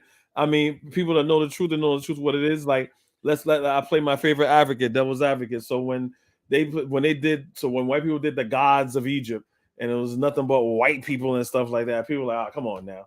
Right? We get upset, but at the same time, if you want to debunk that, we as black people need to, who has the money need to tell the truth. You know what I'm saying, about the whole situation. But you're absolutely right. Like Tyler Perry, even Spike Lee. Spike Lee, if you know about Spike Lee, he was like, look, he has a hard time getting funding for certain projects. Why? Because it's telling the truth, right? And white people don't care about shit like that. You know what I'm saying? So what he got to do? He got to do movies like Man on Fire, the one with Denzel Washington. Man on Fire or something like that. He said he had no problem getting up money for that. But again, when FBA is always saying that, hey, look, like when Tariq say, hey, look, we all the culture, everyone else follow us, and you and your broken town, your country, and you fail in your country and stuff like that. I'm like, wait. Wait, I don't understand something. Again, nothing against Black Americans. You're in a total different circumstance. But I know I've been to Jamaica, I've been to Guyana, I've been to Barbados. I didn't have to worry about Karens, police fucking with me, just to fuck with me. You know what I'm saying? I didn't have to worry about any of that. In America, you got to worry that. You got to worry about that. So how are you doing better than me socially, like economically and socially? When I could socialize, I don't have to worry about white supremacy. That's the thing I don't get when it comes to them. And when I tell them that, they move the conversation to something else. And that's what I don't understand. I'm like, look, you got enough. The one thing that you guys, okay, Black Americans, you're not fighting a white man. I get it. You're outgunned, right? You got a lot of money. So let's go the Dr. Claude Anderson way. Do that. Get your money together, right? And then you could start calling the shots. And y'all want to stay here? Fine. You can stay here if you want. America owes you, yes, right? Without having a white god-like fixation on the white man. Yes. Build your own shit, get your own shit, then you can control shit. Until then, you don't control anything. A Jamaican, a Nigerian is way better off in Nigeria and in Jamaica right now as far as basic human rights, basic freedoms.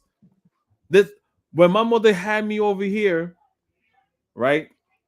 She didn't have me over here. When I came when I was like 5, right? And this is what media does to you. And I kind of remember this happening. There used to be a pancake commercial called Miss Butterworth. And it was a white boy in there and stuff like that. And my mother told me the story. She was like, one day you came to me and you was like, you was like, mommy, and she was like, she was like, what? I don't like my nose and I don't like my hair, mommy. My mother grabbed me, is like, what? It's like, I don't like my nose, I don't like my hair. And she's like, why not? I said, I want hair like him. And my mother grabbed me and it's like, there is nothing wrong with you. There is nothing wrong with you. You are a beautiful black boy. There is nothing wrong with you. Right? And this is me in America. In Jamaica and those places where it's mostly just black images, I don't think I would have that complex. But my mother was there. Imagine you have children and adults that don't have someone telling them that. You're gonna grow up into a FBA. I mean, am I wrong? I don't know if you guys had similar experiences like that. No, I understand where you're coming from, and that's unfortunate, man. Oh goodness, man, because your mom trying to have a better kind of situation going for herself, and in doing that, she exposed her kids to a reality that they may not have to raffle with, in Guyana. So it's like, what do you do? What do you do? That's a difficult call, brother. That's a very difficult call. For me, I think a good for me, the benefit of growing up in the country that I grew up in is my first introduction of leadership was a black prime minister. Now, for right and wrong, and you could call him Uncle Tom or whatever. He was the head of state, so that was my president. That was a form of propaganda in itself. We could lead nations. Then outside of that, you had professional people who I was looking around. If I needed a doctor, I would go to a black doctor. If I needed a black dentist, I'd go to a black dentist. If I needed a pilot, if I needed to jump on an airline, I was exposed to people who could fly planes. The trope does, because we fly within the island. It's small Cessnas and things of that nature. So and plus we have a Bahamas Air, which is the airline for the country. So I was exposed to these things and I never questioned a world or a reality outside of whiteness. I never had to question it because everything around me was black. So I never had any limitations on believing I could be or do anything. The only issue I had was really putting my mind to something and becoming that. But so I never had to jump through that hurdle. Whereas my other brothers may have to jump through the hurdle of, okay, well, I ain't seen none of these kinds of things. I've never been exposed to these kinds of realities. How can I do it? Shirley Chisholm, in her Guyanese mind, various around the people she was around, she thinks, hey, I can be the president of the United States of America. Think of a person that go, there's a black president in Guyana, so why I can do it here too. Yeah, it's possible. It's possible. So that impossibility was removed off of the table for some of my brothers and sisters, where other brothers and sisters had to jump through the hurdle of being black and living in a dominated white society. So that's an issue that some of our brothers and sisters had to go through, whereas people who live in the Caribbean or even in Africa didn't necessarily had to jump through that extra hoop. So I understand that. But FBA sees that as a L, and I'm like, how is that a L? Like that's not an L. That's something like, hey, I could come here and I could do that. Our mindset is different. And I was like, how is that? I was like, you don't even have that. You're trying to achieve that. You guys are trying to achieve that. You can't even achieve that yet. Again, you're under certain different circumstances, but you should be responsible for how you see yourself. And if you don't see yourself in a positive light, that's on you. That's not really, I'm gonna sound like a freaking conservative. That's not on the white man or whatever. Not saying white people don't have don't have a hand in it, but certain accountability, I mean, you're going to have to take. So now I understand on the flip side. So when they say, hey, look, you Africans and Caribbean people, so when they say, when they come and they love white people, I'm like, I don't understand what you mean when we come here, we love white people. To me, it's them imprinting how they feel about white people onto us. It's projection. It's complete projection. And I hardly any white people. When I went to Ghana, I didn't see any white people. Very few. Yeah, very few. Only white people I saw one. So I Yeah. was taking a dollar cab. I was going to Ocho Rios, and you're going through the regular place, and I Yeah. saw one white dude. Besides, in the resort, I saw no white people, and I was in I went to Garvey House. I was all over Jamaica. I see no white people. So why would I worship something that I know colonial is a detriment to me? I don't understand. Like Naps, because Nappy he's Jamaican. How many white people you saw when you went back a yard? How many white people you saw, Yankee? Is he still there? Yeah, I'm right here. I'm sorry, I was on mute.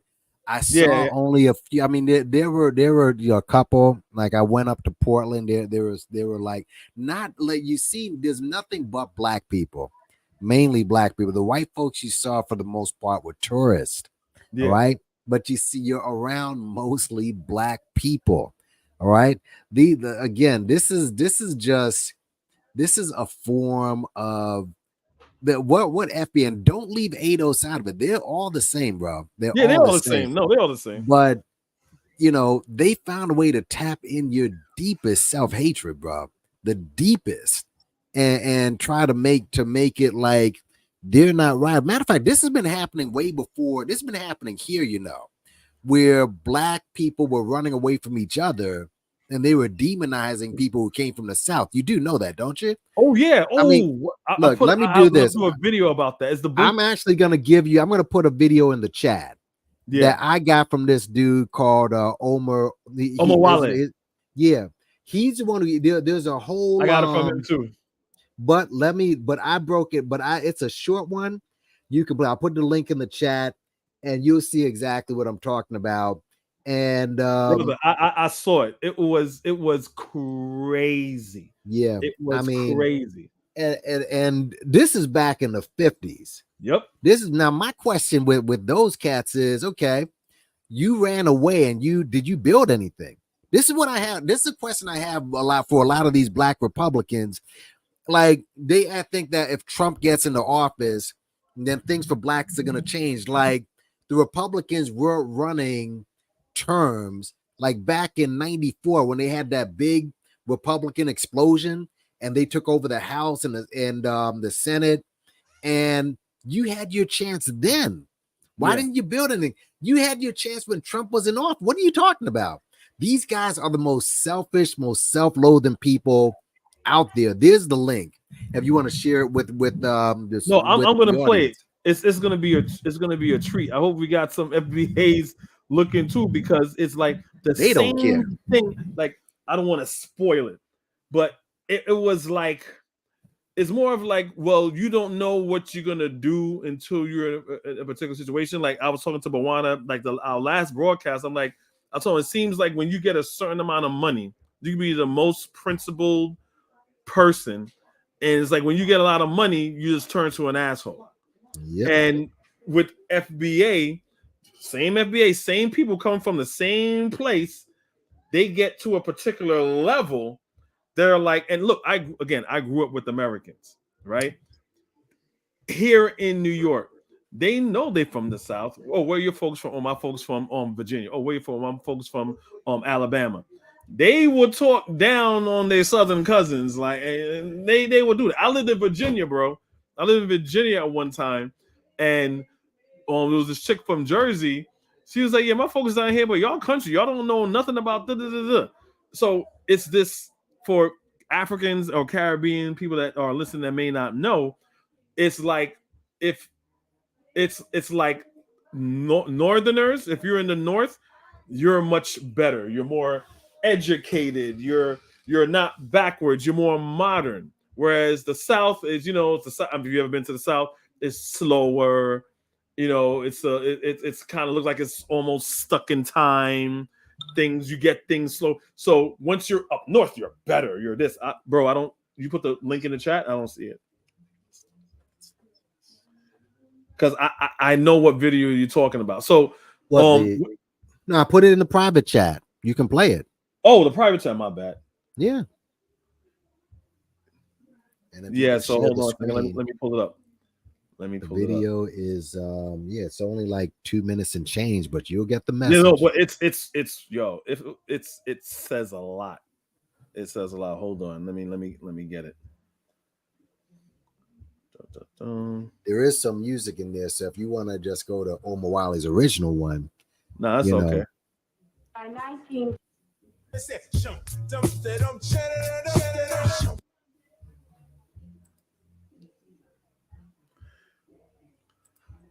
It's loading up a little bit.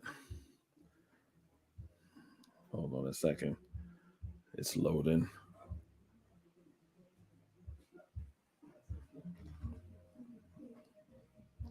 Always does this BS. Some moves, and I am not. I'm on a direct line. I'm not even using Wi-Fi. Like some videos are funny. Yeah. But yeah, like you're saying, Omar Wale, because Omar Wale was talking. He had a bunch of AWS. If you recall, at our last meeting, we discussed the problem of integrated housing, and we found out that 1,700 Negroes are moving into Los Angeles a month. By 1970, there'll probably be 1 million Negroes in this city. And I know that people are concerned about this. They may not talk about it very often, but I certainly heard them shudder in church when he said there'd be 1 million Negroes in Los Angeles. We shudder because we were saying, in essence, the majority of these people are not like we are. And we felt that we left this out. So let's dissect this. They're Negroes, and they're afraid of a potential of 1,700 Negroes coming to be live next to them because they are not like us. Did I get it right so far, Naps? Pretty much. Pretty much. These are Black Americans in Los Angeles that left the South. These who these people are. Because we were getting away from this problem. We are part of this exodus too. But we are a little maybe embarrassed by the fact that here we're going to have a mass element come in that's going to create a tremendous social problem in the community to which we find a great deal of difficulty in relating to. Well, I don't want to sound like a do-good. They cannot no longer relate to their own kinfolk. Now check this woman right here. This woman is like, she's just direct. Gooder, because I really am not, and I'm somewhat of a snob. But I do think that with these people coming in who are not our intellectual equals, nor are they of our sociological. They are not our intellectual equals. Full Becky on her own people. That's insane.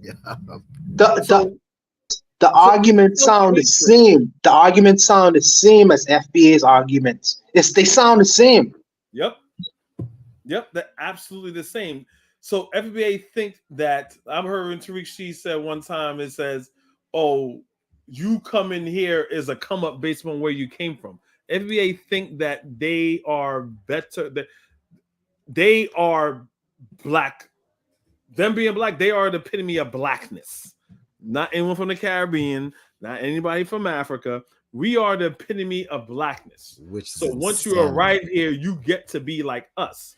So they look down on other Black people. Yeah. So it makes perfect sense. Sadly, it makes perfect sense. So they feel that, again, they're probably like maybe a generation. I don't even think 2 generations removed from their Southern cousins. And they're saying they're not them. This is inherent self-hatred. That's all that this is. Bracket. They're not to be a handicap to us. They'll find their own level. Now, I do sound like a snob, but I don't mean it this way. But they're used to living. So she knows she sounds like a snob, but she's gonna keep going anyway, because to her the truth is the truth. A certain way, and they too might rise up above their origin, and might one day be our associates. What does she mean by rise above their origin? No, it's a real question, guys. He's like, maybe one day too they can come together. She is taking on the philosophy and idea of her slave master, and she's she's an overseer. And the question I have is, where did these people go? Because when you hear in the rhetoric now, these are the grandparents and the parents of the people who are currently speaking. Because Amen. these people, they haven't gone anywhere. They still live in the United States of America, and their philosophies are embedded. Of course, they would have passed these kinds of ideas down on to their children and grandchildren. Voila. So because I used to wonder, well, how is it that so much Black people think like this? Well, this is the genesis. Really, go back before these people too. We go back to Frederick Douglass, them saying that we shouldn't go back to Africa because we ain't Africans no more. We actually Americans. So it really go way back. But these ghosts still, show themselves up in generations later, and that's why you see the Tariq Nasheeds so popular with around so much people right now. But I'll leave it there. No. You're absolutely right. They did not go anywhere. You know what I'm saying? It's like people when you talk to white people and be like, oh, I never owned any slaves. Like, why are you talking about this race stuff? It's like, no, you understand. It's a legacy. It's a legacy. It doesn't. It transcends you. So when people say the legacy of racism, say when you have a legacy, it goes beyond you. It passes on to your children. So no, what you're saying is absolutely right. The whole tone of this meeting is second profession of being a Negro. And we're out here a while and we're working in our own field, and then we find out that here these same problems are following on the heels of 1,600 Negroes a month that come into Los Angeles. Now this gives us problems. It's our own view. It's our own identifying with these Negroes that are coming in with their carpetbags that causes us problems. That's insane. I'm glad you brought that up, Ness, because like when Omowale first showed that, he was like, the whole room was like, wow. And you can't say, oh, it's these Africans and these Caribbeans cosplaying as Black Americans. I never hid the fact that I'm from Guyana. Never. And I have American friends. So I don't understand what they mean by like hiding. So these people are always here. It was your own. FBA don't want to take accountability for their own fuckery. That's what it is. That's all that it is. They're like this perfect model citizen, and everyone is Black and everyone's on code. So why are you in such disarray? I'm not talking about Black Wall Street that happened a long time ago, stuff like that. You know what I'm saying? Like, you could be way more together. Like, look, Chinese people, right? Chinese people stick to themselves. One time I saw a Chinese person at a Hispanic bodega. I'm like, whoa. To the fact that the Dominican dude is like, what happened? Your store burned down? Because it's not commonplace. No one's going to stop a Black person. I understand it's systematic racism, right? I get that, right? But no white person is jumping in front of a Black person and say, don't go to that Black-owned store. There's no one doing that. You know what's interesting? And I posted about this. The brother of the former education secretary, this guy named Eric Prince, he openly suggested that America should colonize Africa, like literally just I said think I those heard terms. that. Yeah, now his name is Eric Prince. Now, mind you, I know America, they still have their claws in Africa in some way, shape, or form, but he's talking about literally colonizing certain countries in Africa. He specified that. His name is Eric Prince. My question is, obviously, if Trump, does in fact become president, again, very high possibility, but most likely not. I don't mean to cut you off, because with 91 indictments, he's going to be indicted on one thing, and it's a wrap.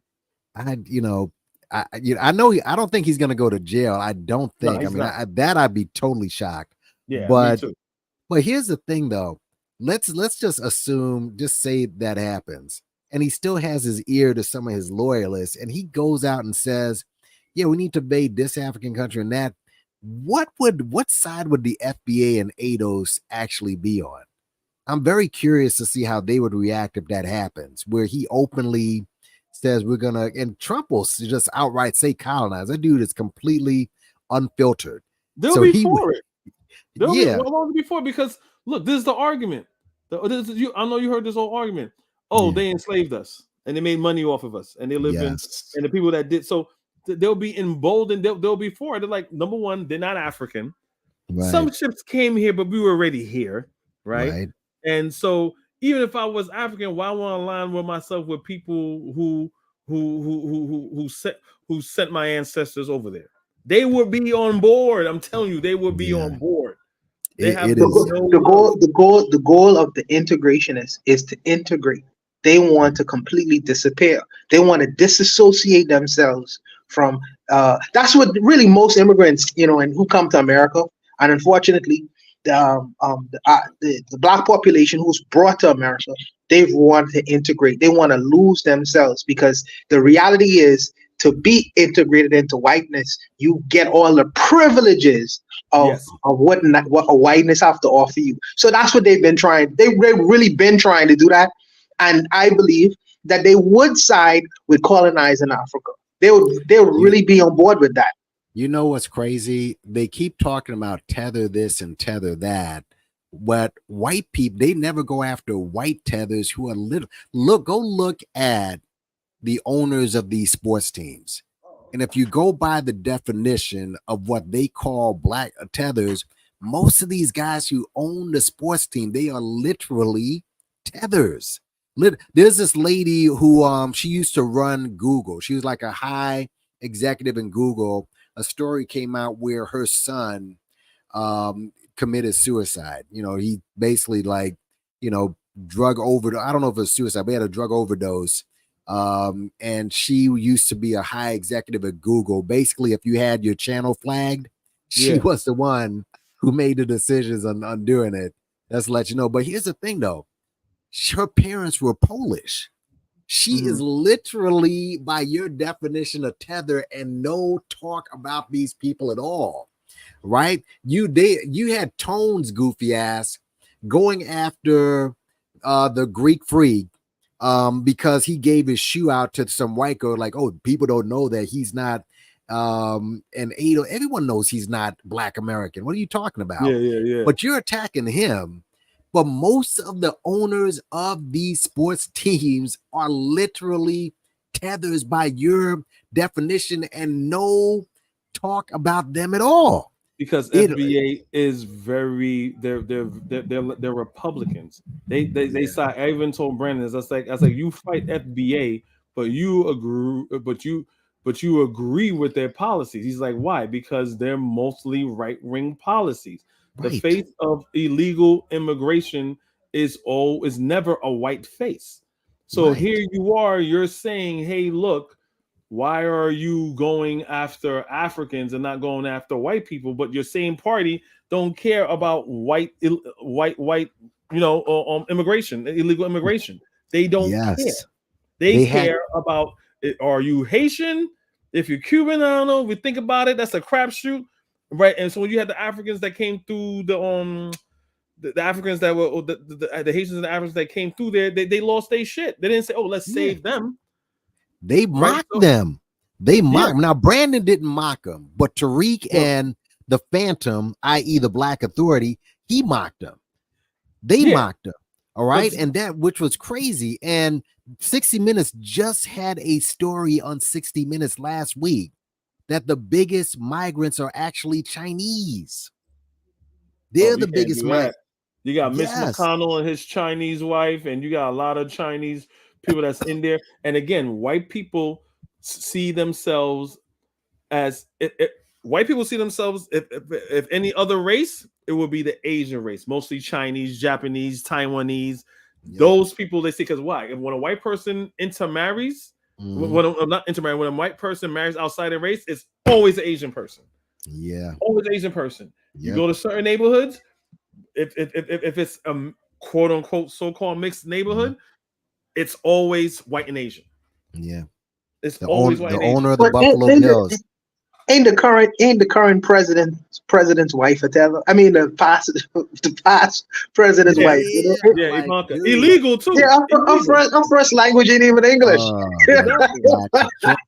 Talk. That woman can't even talk, dude. can't. Again, it is crazy.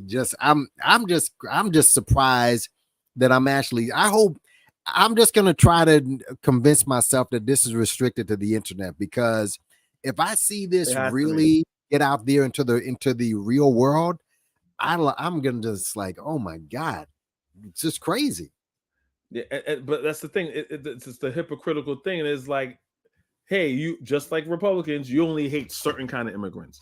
They don't go ham on all immigrants. They don't go ham like the whole Jared Taylor thing. When you see Tariq, sir, and well, then I'm like, woo, not your cracker, you're this, you're that. Maybe because his mother-in-law is in the next room, so he don't want to go too. Yeah, it's like, you talking about me, Tariq? You know, so crazy. it's like y'all God, your pro-black God that for FBA y'all think it's FBA doesn't have the traditional FBA family. Like, so you saying I'm less black, even though my mother, my grandmother on both sides is blickety black. Yes. But you're more black than me because you was born here, and by your choice. Again, if you read Mac lessons and all the other stuff, he doesn't even like black women. He said, if you're going to get a woman, you're going to marry a woman, make sure she's mixed. But you have to make sure that the mother is white, because that mother is going to teach her in the ways of white people, white women, because you don't want a black woman raising a mulatto or whatever. I'm like, whoa. Damn, like, dude, it is again. But Yvette Cornell called wasn't Logic ADOS. All right, she attacks the black woman in Joy Reid. Again, I know she's a sock puppet for Democrats, but she's sitting there speaking for reparations. She's a black woman born here, and you're gonna reject that and say this white guy who's building a whole white lineage, that's ADOS, that's who we should back up. It is insanity.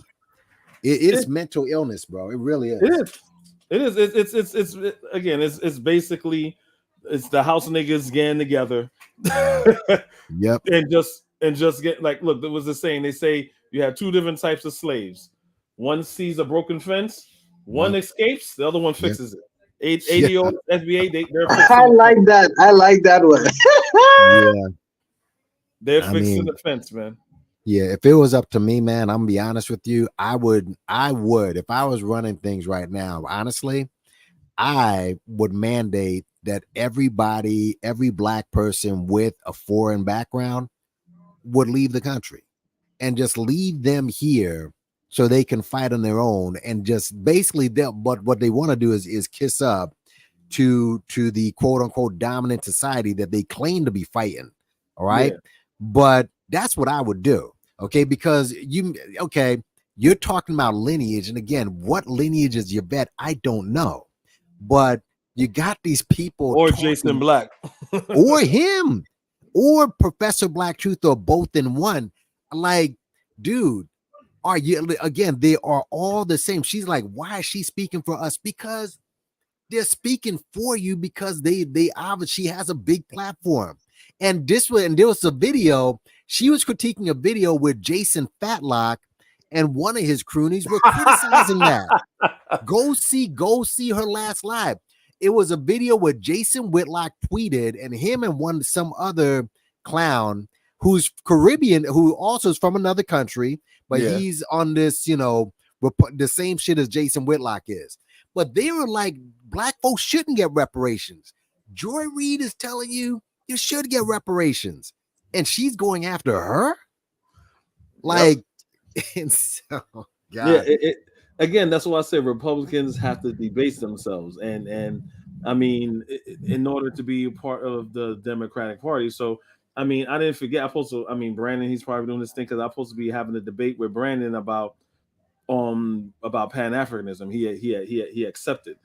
You know, I'm trying to get on that, but I'm busy, and I'm kind of sure he's busy. I mean, even though YouTube is like his main job, but I'm trying to do that. So because I don't understand how you could say that emphatically. Now, if you're a Republican, I go fishing. I met this American dude. He also goes fishing, whatever. And he's like, "Hey, look, I voted Republican." And I was like, "Oh, you did?" He's like, "This is why I voted Republican." He's like, "Look, I work for an oil company, and Republicans don't care about, you know, they want to just drill. Therefore, the oil companies versus Democrats, which is for green energy." And I respect that. You know what I'm saying? I'm like, okay, I may disagree, but understand you have a financial interest as a in that. motivation. Yeah, which is fine. Versus Negro MAGA, like no matter what you say, Trump is not racist. You say, well, that's racist, then I don't care about racism. Yeah. That's what he pivots to. I don't care about racism. Ask him about the dude. Ask him about Eric Prince, what he thinks about Eric Prince. And if Donald Trump gets in, ask him if he agrees with Eric Prince. He said, I'm pretty sure he's gonna say that's just as good. I didn't hear Donald Trump say that. He's gonna. I know he's gonna say something because he says a lot of wild shit. I know he's gonna say something crazy. And he said, if Donald Trump will promise us, it was gonna give us $1 billion. Imagine what he'd do to Africa. He already said that when I asked him, I said, hey, did Donald Trump said that Africa is full of criminals and they're just poisoning the blood of the country. And he said, oh, he didn't say that. He's only talking about illegal immigration. I was like, number one, immigrants commit the less crime. So alone, that makes no sense of immigrants committing crime. Yeah. Immigrants commit less crime. Yeah. Native born Americans commit more crime than any immigrant. One. Kofi, if you a good strategy to debate Brandon is just study the crimes that he's been convicted of. Very thoroughly, brother. He deletes videos. He said some crazy shit about Martin Luther King. I was gonna have my boy on there. So the link that I sent my boy, he's like, "What is it?" I was like, "Bro, I sent you. I found it. Link is dead." Look, he deletes comments and videos. Listen here, like with his past, and again, everybody has a past and what have you. But he said one time how he was bragging about, oh, I never got drunk ever in my life. I never, did drugs ever in my life. And I'm thinking, but you joined the gang. You consciously, I wasn't on the platform, but I'm like, you consciously joined a gang. I would take my chances with some goofy crackhead or some drunk than a dude his size in his right mind who's looking to put in work. Like dude, the shit, that shit right there was like, wait a minute, you can't. How do you say that when you did this? Exactly. So that shit was crazy. But also too with this ADOS and FBA, can you please tell me what threat Pan-African has against you getting reparations? All right, Pan-Africanists, all they want to leave the country and basically migrate in Africa. So if they are in fact Americans, right? And they're entitled to money. If they get money, how is that blocking you from getting reparations? They don't like the process that you're using. They don't like the begging, which is what it is. They don't like the way you're doing it, but they're not saying you shouldn't get money. True. So why is Yvette Cornell going against Pan-Africanists saying they're the problem? This is why I said she has a cult of her own. Why is she telling her followers, oh, we got to stop this Pan-African? I'm like, wait a minute. How are they stopping you? If anything, they would help you.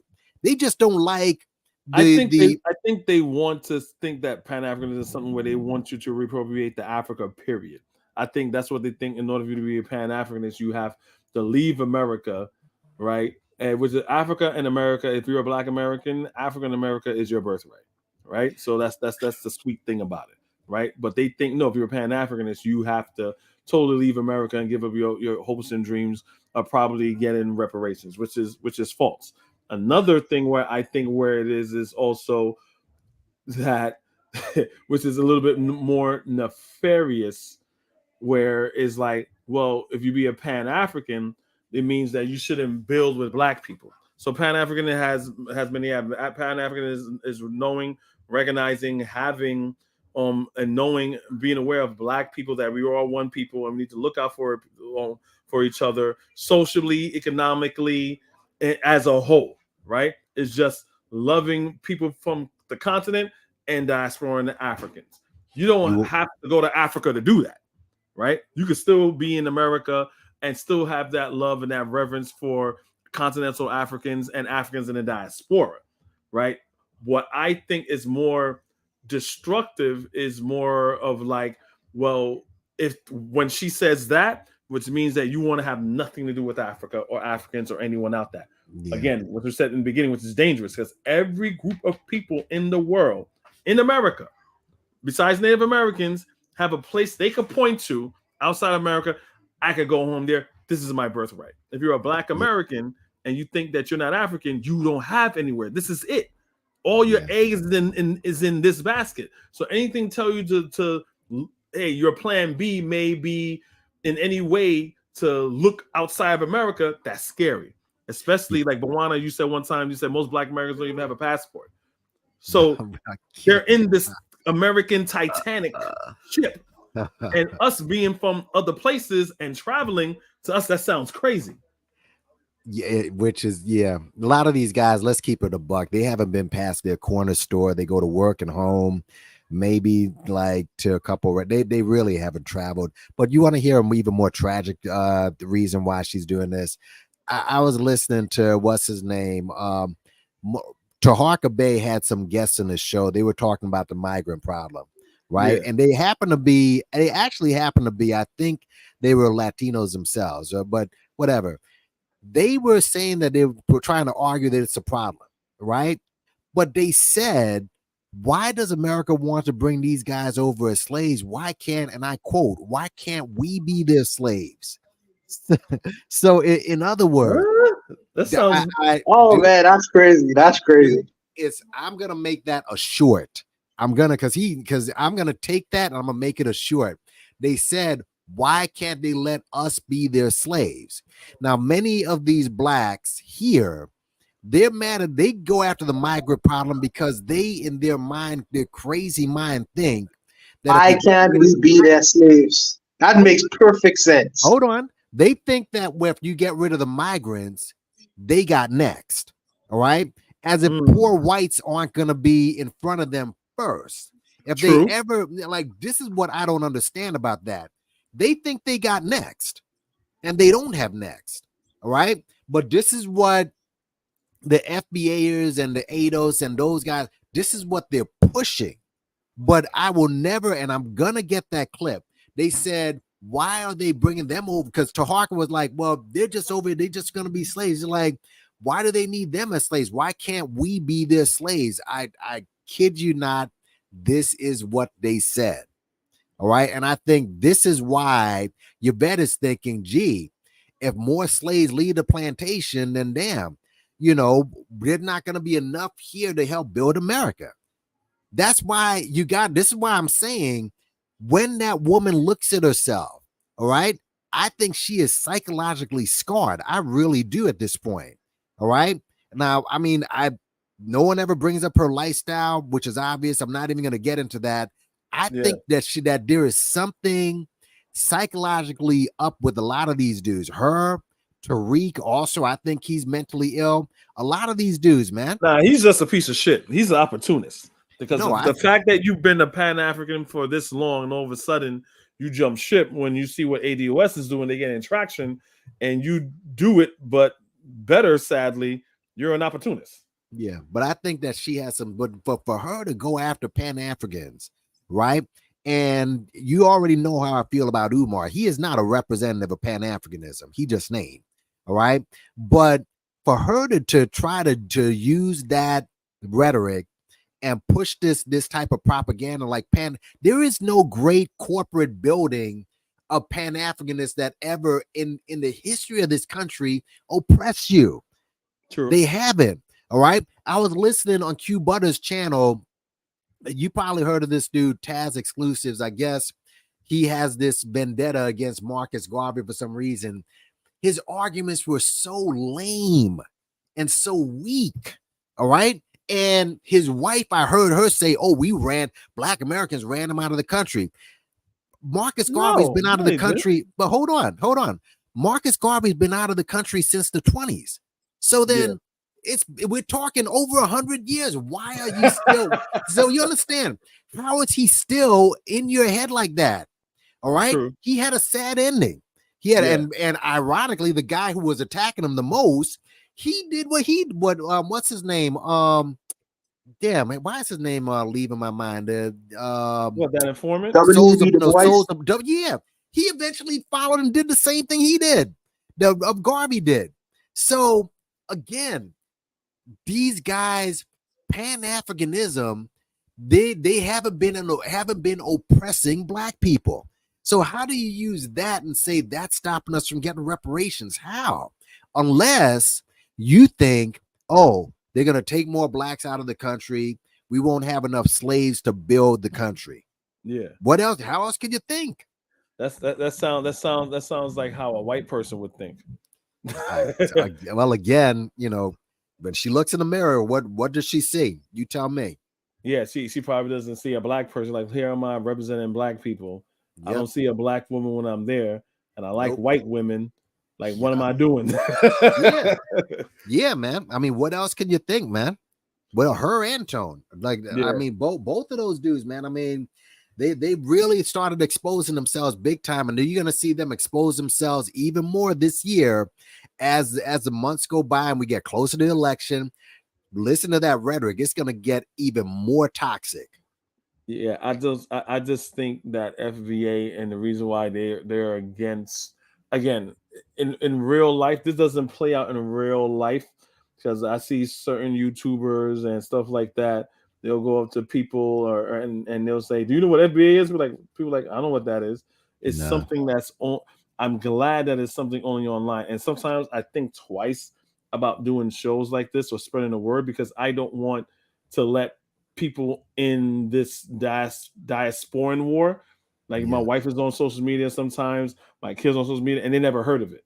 So it's kind of like, wow, so am I doing harm or am I doing good? Because I don't want to spread negativity, so it's a really peculiar place to be in. But I'm gonna call it quits, because all right, man. we're on 3 hours. I kind of want people to see this over. Don't get me wrong, I love the conversation. I love everything that you guys doing, contributing. I could go on until the next day, but my wife is waiting for me. No worries. This has been good. This is a good build, man. I'm in YouTube jail right now. I'm on detention in YouTube right now. So I have to, I posted, what happened is that white girl that was who was a lawyer for a young thug, I posted her up to show the hypocrisy. Everybody's calling Fanny a chicken head, and this white chick, I mean, wow, like, she's like Big Bird, but seriously. But you know what? I posted something and they put me on detention. So, but this was a good build, man. This is needed. Like I said, before you go, I just want to invite you, like I invited Koku. We do something similar to this on Saturday nights, on this show called the Bitter Medicine Podcast. If you're around, like around 8:00, you could always come on YouTube and hang out with us. We do something similar. Huh? Put his link in. Put the link in, and I'll go ahead and subscribe, and I'll see if I can swing by, bro. All right, no sweat. It's every Saturday. It's a good build. We go over like a couple of topics, and there's an open panel. Everyone discuss the topics there. So a couple of familiar people there. So Bakari, Bakari, right? Bakari's there. I'm familiar. Yeah, Bakari's there and stuff like that. So it was good to hear Bakari. So it's a really good show. Yeah, put the link in the chat. Put the link in the chat, and I'll check it out. Yeah, but so basically, as far as like, well, I'll talk a little bit more to give him some time to put it in the chat. So, Bawana, let us know when you put it in the chat. Okay, he put it right there. But basically, as far as like this election season right now, I mean, I just hope that they indict Trump so I don't have to vote. That's me. Because to me, at this point, if they indict Trump and let's say I don't know, any other Republican votes, Honestly, I really wouldn't. I really wouldn't vote. I really wouldn't vote because it's like it's gonna be the same old politics.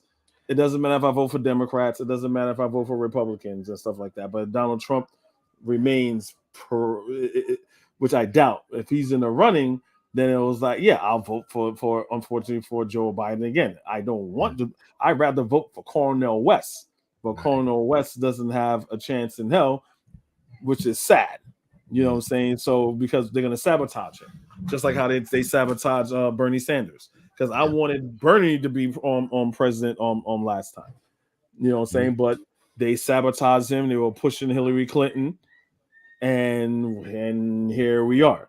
You know, so I mean that's basically it. So you got the link there. The link is there. Yep, I got it. You guys want to close out? Say your last Yeah, word. sure. Much respect to you, Kofi. Much respect to you, Nap CV. I don't like Cornel West. Everybody is his brother. Everybody can be your brother. You know, you must have enemies. But yeah, man, shouts out to your brothers. It's been a very good build. And like I say, you know, come check us out on Saturday nights, 8:00 if y'all have nothing to do. You know, peace to everyone. Yeah, everybody listening, come through on Saturday. Go ahead. Yeah, and thanks for having me up. And yeah, this was well needed, man. I wasn't even thinking about this, and like, yeah, you know what? Yeah, you're right, man. So, you know, once I get off detention, I'm definitely sharing this video, man. And yeah, you know, keep it up, man. And just again, I pray that this movement doesn't head onto the surface, because if it does, man, we're finished. Yeah, man, it is. And I mean, I have a lot of show ideas. It's just my time and managing my time. So Gotcha. I'm trying to do things something like this every Thursday, so at least everyone knows, hey, every Thursday this is what I'm going to do, and I'm going to stick to every Thursday, do a show, and try to give people enough time. But yeah, definitely. So yeah, I was pretty much want to expose the FBA hypocrisy, which is easy, you know. And like, you know, we've been putting Black Americans, you know, Caribbeans, we've been putting to work. We're supposed to be family, right? Yep. So this whole new FBA thing is with the, oh, you can't play, that's you cosplaying. Like, come on, bro, we grew up with you guys, man. Yep. We didn't just get here. We grew up with you guys. And one of my first best friends is American. Yep. You know what I'm saying? I got man. mad American friends. Like, you lying right now, yo. Yep. Absolutely, man. But thanks again, and peace out to the chat. Yeah, same to here, man. Thanks for passing through. Thanks for coming through, bro. Yeah, thank you all for coming through. It was a good build. I enjoyed it. You know what I'm saying? We had some new people. Shout out to Anthony. Anthony, thanks for coming through, man. There was a very, very good build with you. I enjoyed having you here. I liked the perspective. You were dropping gems as well as everybody else. Everyone was contributing lovely. And again, thank you all for coming through. I'm going to try to do this show on Thursday nights at the same bat time, same bat channel. Again, remember to like, share, subscribe. This is all about just sharing information. It's free to share information. I don't do no super chats. I ain't putting my Zelle in there. I'm not a grifter.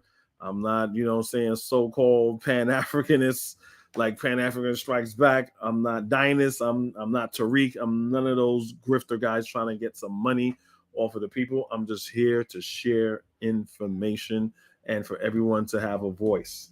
And that's pretty much it. Thank you.